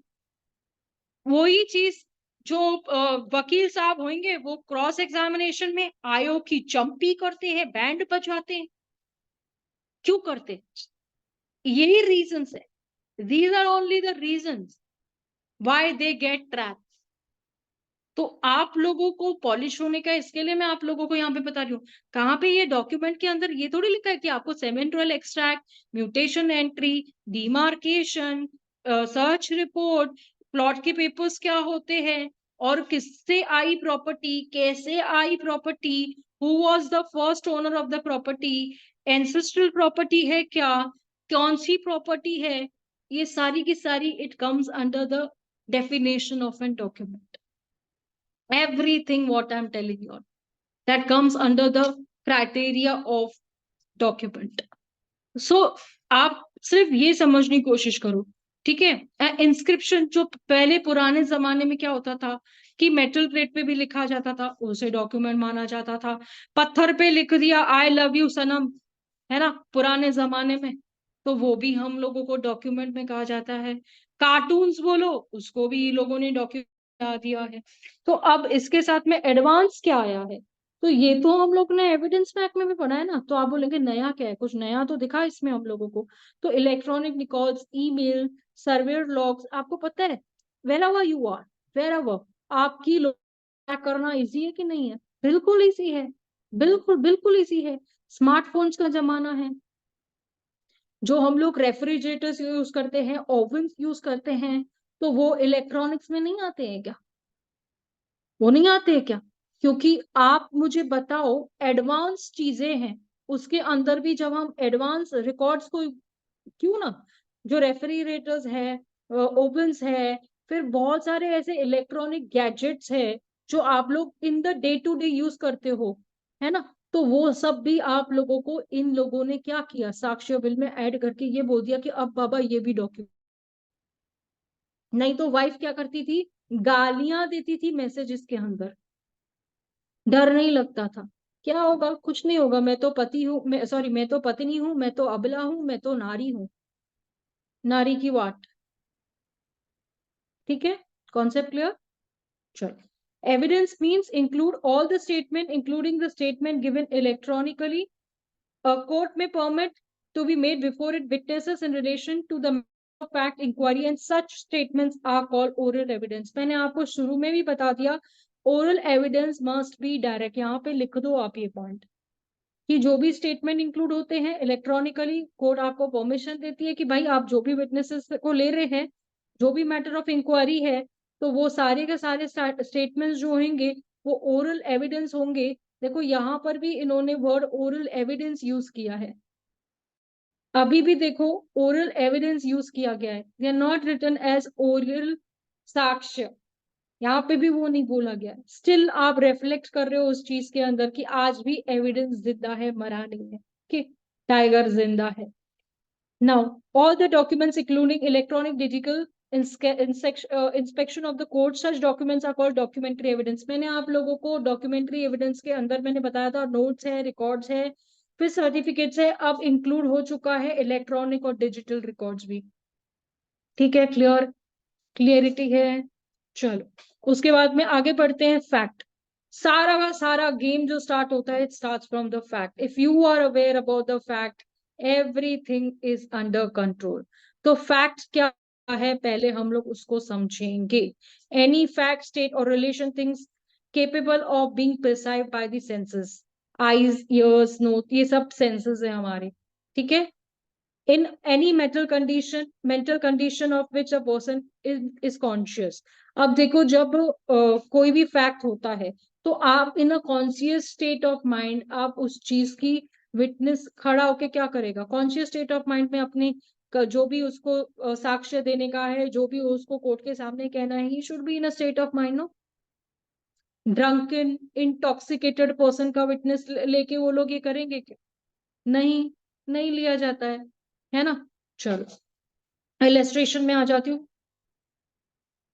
that there are certain objects arranged in certain order and certain fact। अभी देखो इस पे जो इलस्ट्रेशंस दिए गए हैं एविडेंस के अंदर, क्या हम लोगों ने इसमें पहले ये नहीं पढ़ा था हमने, फैक्टा प्रोबेंडा, फैक्टा प्रोबेंशिया के बारे में, फैक्ट इन इशू क्या होता है, प्रोबेंशियल क्या होता है, रेलेवेंसी क्या होती है, ये सारे के सारे कैटेगरी में आता है। That a person heard or saw something is a fact। किसने देखा, किसने सुना, वो एक फैक्ट में रिलेट किया जाएगा। लेकिन हमने सीआरपीसी में देखा था, यहाँ से आपने देखा, लेकिन उसके बाद में आपकी ओपीट थी, आपने फोन करके बता दिया कि ऐसा ऐसा है, तो you can't be the complainer ना। आपने फोन करके बताया, उसके बाद में आप जहां पे एक्सीडेंट हुआ वहां से आप भाग गए, आप कहीं नहीं मिले उसको, कहीं नहीं थे उसके बाद आप, तो अगर नहीं होने के बाद में हम आपको कहां से ढूंढेंगे? तो आपने कहा you can't be a complainant.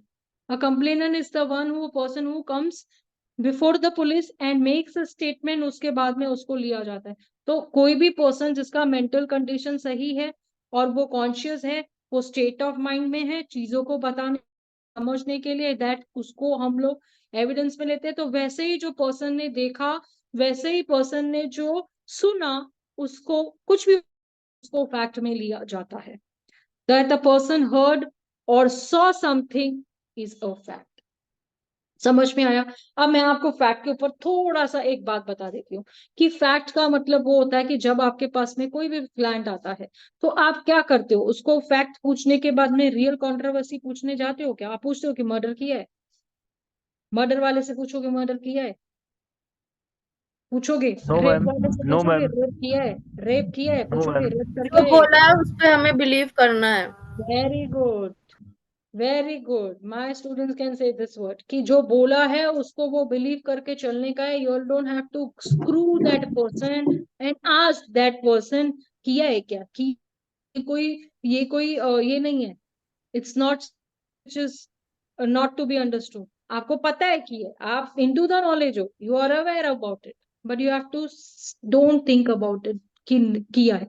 You have to concentrate, क्योंकि अगर डॉक्टर ऐसे करेगा तो फिर बस the story will get over only, वो तो पेशेंट ही मर जाएगा। चलो आगे बढ़ते हैं। चलो विक्की आगे बढ़ेंगे।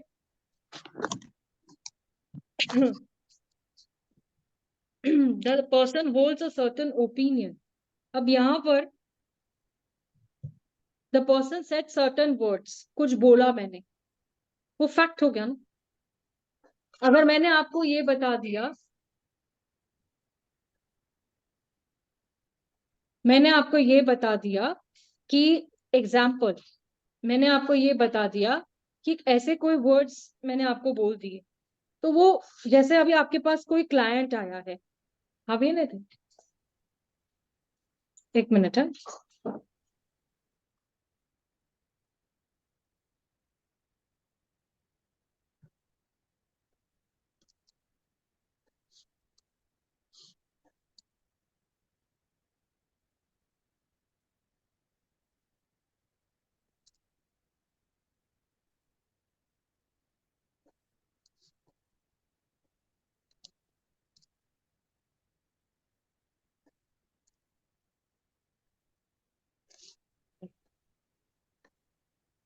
that the person said words। अभी आपके पास कोई क्लाइंट आता है, मेरी शादी इस दिन पे हुई थी, मेरे फेरे इस दिन पे हुए थे, और उसके बाद रिसेप्शन इस दिन पे हुई थी, ये वर्ड्स है, ये फैक्ट है। क्लियर हुआ? that the person said certain is a fact। Clear है? कुछ इसमें दोहरा ही नहीं है सोचने के लिए। चलो next. that the person holds a certain opinion has a certain intention। अब जो इंटेंशन होती है, देखो आपको पता है इंटेंशन का मतलब वो क्या होता है? हम लोगों ने जब आईपी से स्टार्ट की थी तो हम लोग पहले किस पे आए थे? मेंस मोटिव, भी है। इंटेंशन, है ना?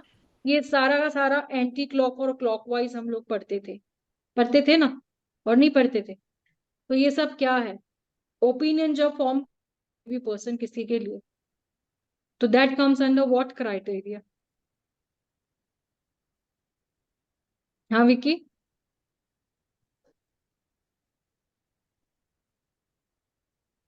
ध्यान नहीं है विक्की का।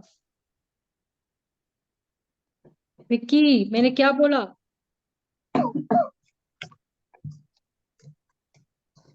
नीलकंठ कुछ डिफिकल्टी है आपको?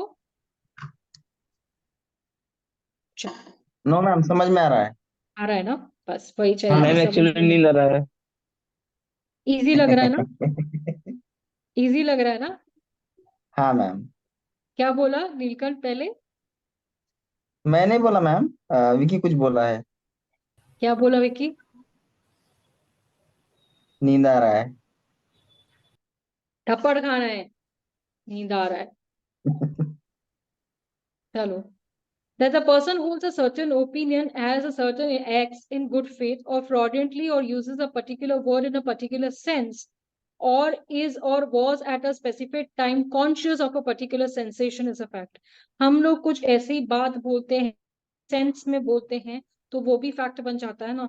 समझो आपके पास कोई बैठा हुआ है, ठीक है, आपका सेंस ये है कि चल निकल, चल चल निकल, निकल, तो ये जो सेंस हम लोग बोल रहे हैं, और उस टाइम पे जो हम लोग ये कॉन्शियस अबाउट दैट ना, कि हम इसको बोल रहे हैं चल निकल चल चल, तो ये जो पर्सन ओपिनियन की बात की जा रही है ना, वो इस चीज को लेकर बोला जा रहा है कि जब आप किसी पर्टिकुलर सेंस में किसी के साथ में बात करते हो तो वो भी फैक्ट के अंदर आता है।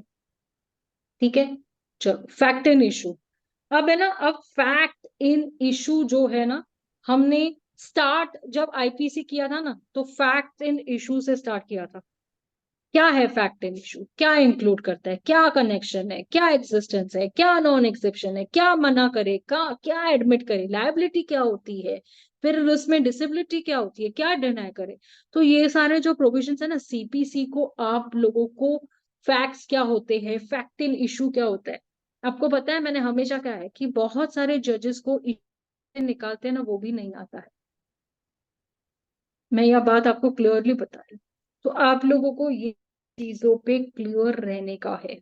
ठीक है, whenever under the provision of law for the time being enforced to a civil procedure, any court records an issue of fact, the fact is to be asserted, either admitted or denied, is to the answer the fact in issue.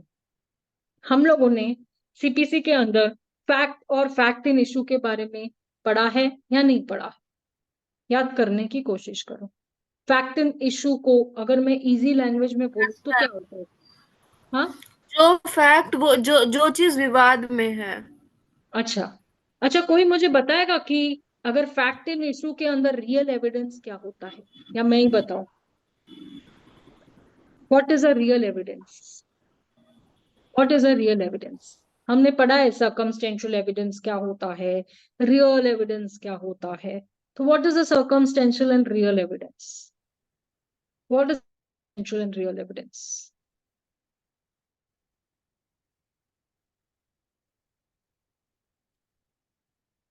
आप लोगों को नहीं पता है? सुना है आप लोगों ने? नहीं सुना है?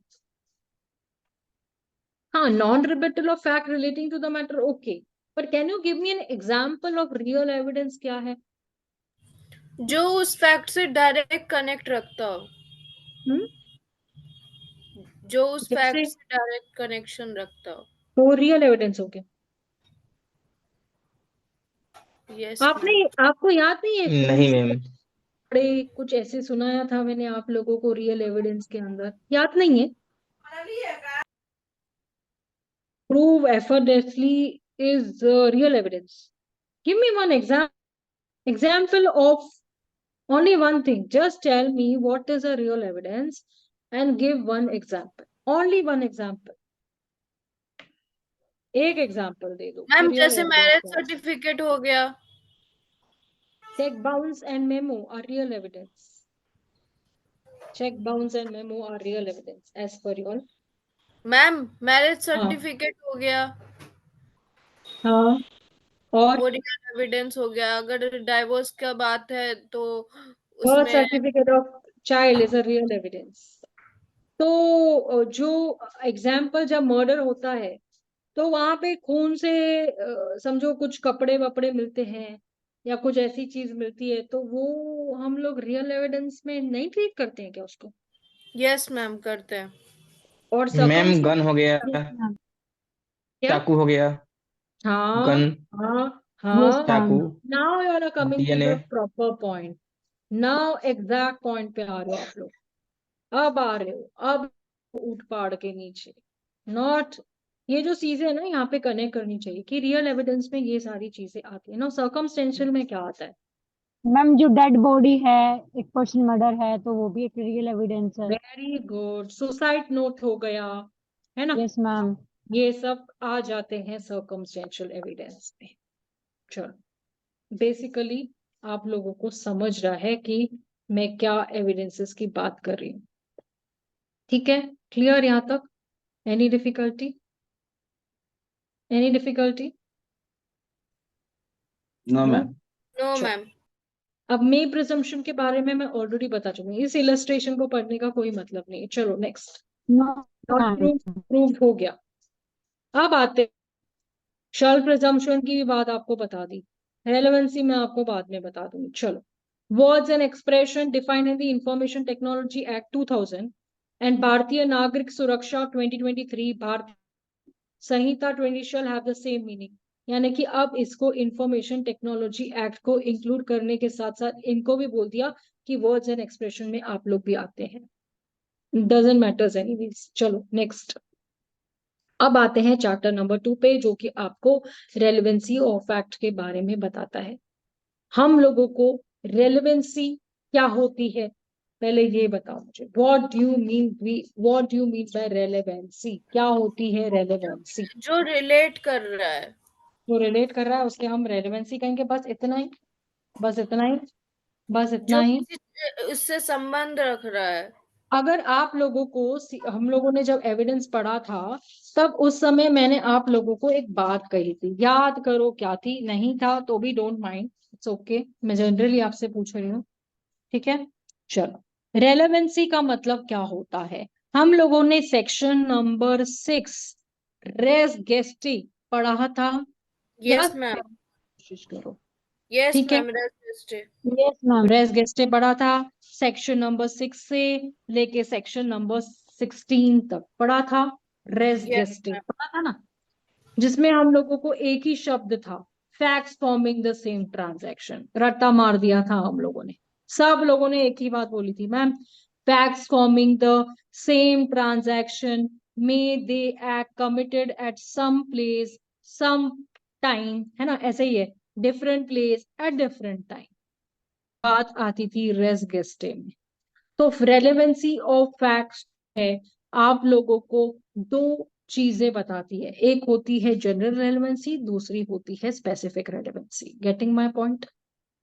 जैसे फिजिकल फैक्ट और मेंटल फैक्ट आप लोगों को दो चीजों के बारे में बता रहा है, ऊपर हम लोगों ने मेंटल फैक्ट के बारे में भी देखा, तो फिजिकल और मेंटल फैक्ट रेस गेस्टे, इसमें दो चीजें आप लोगों को लिखनी है। पहले तो आप लिखो relevancy of fact is divided under 2, एक होता है जनरल, एक होता है स्पेसिफिक, ठीक है। There are 2 types of relevancy which all need to understand. One is general, ma'am physical and mental fact, उसके बाद हाँ मैम।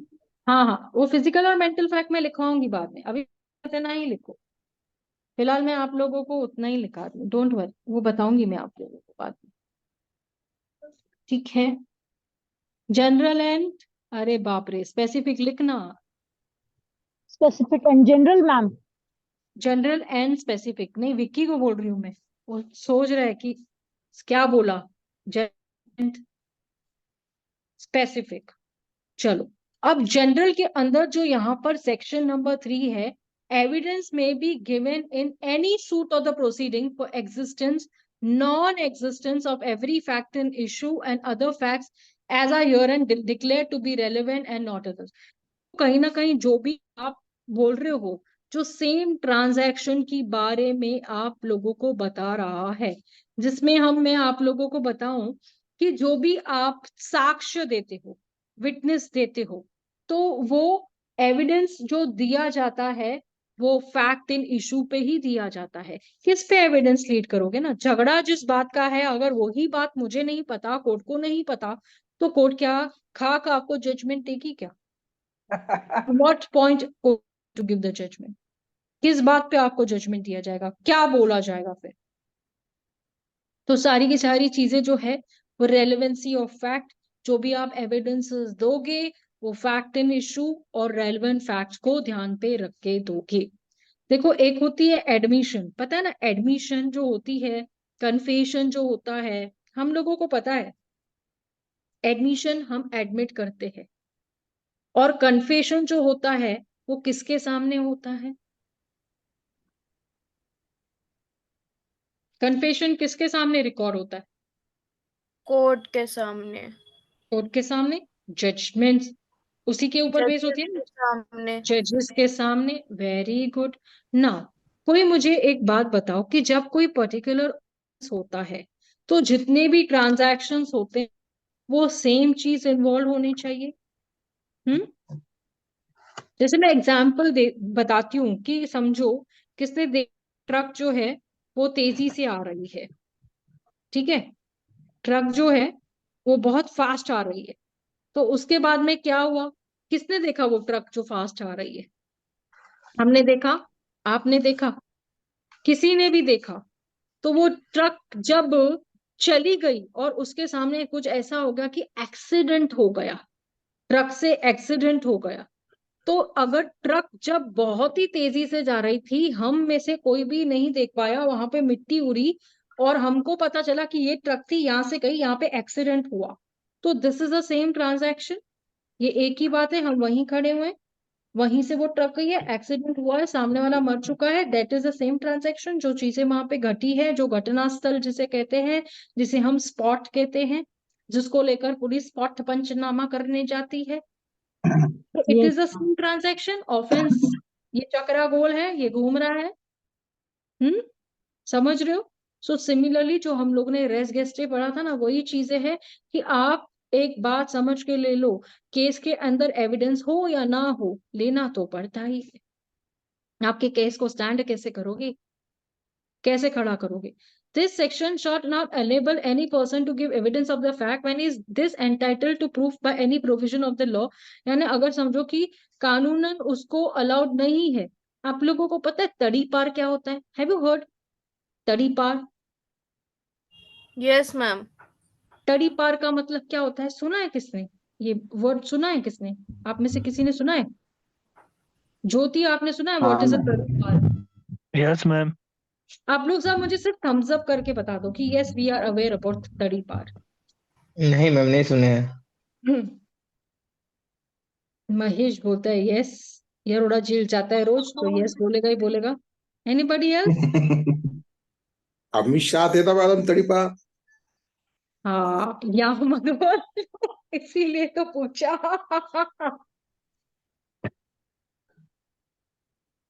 हाँ, आदित्य बोलता है यस। अब सबको समझ में आ गया जब राजेश ने एक स्टेटमेंट दिया यहाँ पर, है ना?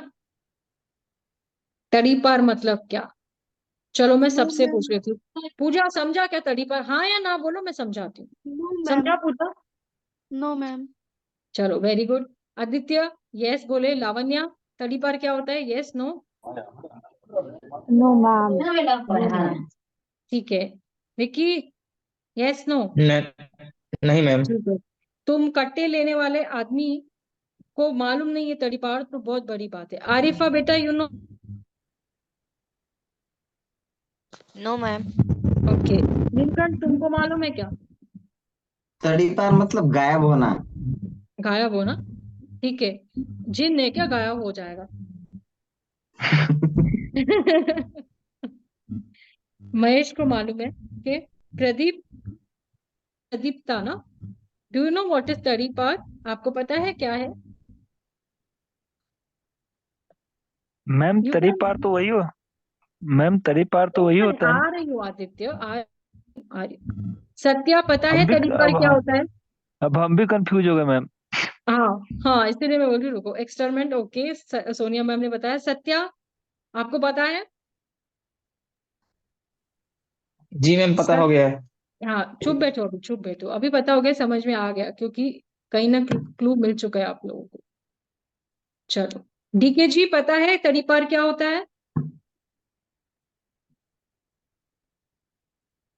डीके जी माइक ऑन करो।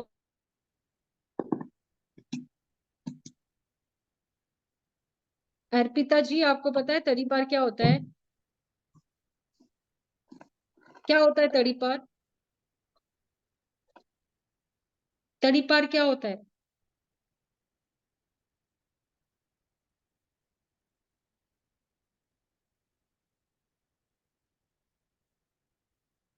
आप में से किसी को नहीं पता? डीके जी को नहीं पता? अर्पिता? ओके, अर्पिता से is no idea. No problem, no idea, it is very good. नहीं पता है तो हम लिखेंगे आपके लिए। और Deepshikha, do you know what is? No, ma'am. Okay fine. Kamlesh आपको पता है तड़ी पार क्या होता है?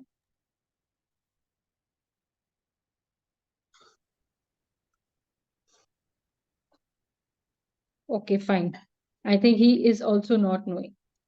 आपको पता है एक ऑर्डर पास किया जाता है कि आप इस एरिया इतने इतने डिस्टेंस पे ये स्टेट में दिखाई नहीं देने चाहिए। दिस इज कॉल्ड तड़ी पार। जिसे हम एक्सटरमेंट भी कहते हैं। समझा? तड़ीपार क्या होता है? मैम रिपीट लेकर राजेश ने एक हिंट दी आप लोगों को। अगर आपने उनका नाम सुना, अमित नाम शाह। मत लो, नाम मत लो, नाम मत लो बाबा। वहां पे जाके इसके बारे में सर्च करो आप गूगल पे कि तड़ीपार म्हणजे काय। समझ में आ गया ना तड़ीपार क्या होता है? कि one order is passed by the court that you will not be seen in this area about to this meters or this state for this many years, for this many months, इतने time के लिए, इतने period के लिए आप यहाँ पे इस एरिया के अंदर दिखाई नहीं देने चाहिए। ठीक है? इसे कहते हैं कि अपने स्टेट से ही हम लोगों को बाहर निकाला जाता है, हम किसी और स्टेट चले जाते हैं और यहाँ पे क्राइम नहीं होने देने के लिए हम लोगों को तड़ीपार कर दिया जाता है। ठीक मैडम है? मौका इसको उसे लेकर कहते हैं ना। आप लोगों को पुलिस एक्ट पढ़ना चाहिए। ठीक है? ये भी बता देती हूँ। मॅडम मौका उसे कहते हैं ना, मौका लावणे. तो मोका लावायला म्हणजे असे थोडी आहे की तुम्हाला असं ऑर्डर केलेलं असतं की तुम्ही तडीपार आहे म्हणजे, असं मैम नसतं। तड़ीपार में भी एक और ऑप्शन आता है ना मैम। हाँ, जैसे तड़ीपार में ये भी ऑप्शन आता है कि सुबह शाम पुलिस स्टेशन में आपको प्रेजेंटिंग देना पड़ता है कि मैं इस मतलब कि आप प्रेजेंट हूँ, वो भी आता है ना। No no no no no no no no, नहीं मैम, वो नहीं होता है। रॉन्ग परिपालन से हाइड होता है या एस्केप नहीं, होता है। रॉन्ग बातें नहीं सोचने का, वो नहीं आता है।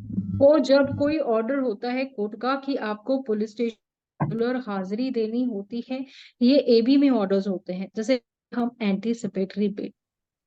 ठीक है? वो ऑर्डर्स होते हैं कि आप लोगों को एवरी वीकेंड पे इस टाइम पर जाकर आपको क्या किया जाता है, एक डायरी होती है, उसके ऊपर सिग्नेचर ली जाती है कि आप इस समय इस टाइम पर आए थे। कहाँ पे? पुलिस में। पुलिस डायरी पता है ना आप लोगों को पड़ी रहती है, वहां पे वो साइन लेते। जब मैंने आपको सीआरपीसी पढ़ाया था, केस डायरी क्या होती है, याद करो, कोशिश करो, तो पता चलेगा मैं यहाँ पे क्या बोल रही हूँ। तो ऐसे एंटीसिपेटरी बिल्स में ऑर्डर होते हैं जहां पर आप लोगों को ऐसा डायरेक्शन दिया जाता है कि आपको हर हफ्ते या हर दिन पुलिस स्टेशन में जाके, हाँ इन मौका, हाँ ऑफेंसेस तो बढ़ गए हैं, ऑफेंसेस तो बढ़ गए, मेरे पास भी पड़े हैं मौका के केसेस, चलाएंगे चलाएंगे। चलो, क्या टेप रिकॉर्डिंग को इंक्लूड किया गया है अब एविडेंस में? Yes ma'am. क्यों? इलेक्ट्रॉनिक रिकॉर्ड्स बताया ना मैम आपने। Electronic records.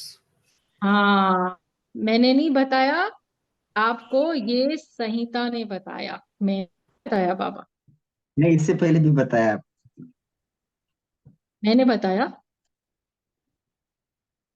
डिजिटल रिकॉर्ड में भी आएगा ना वो टेप रिकॉर्डिंग। हाँ बराबर।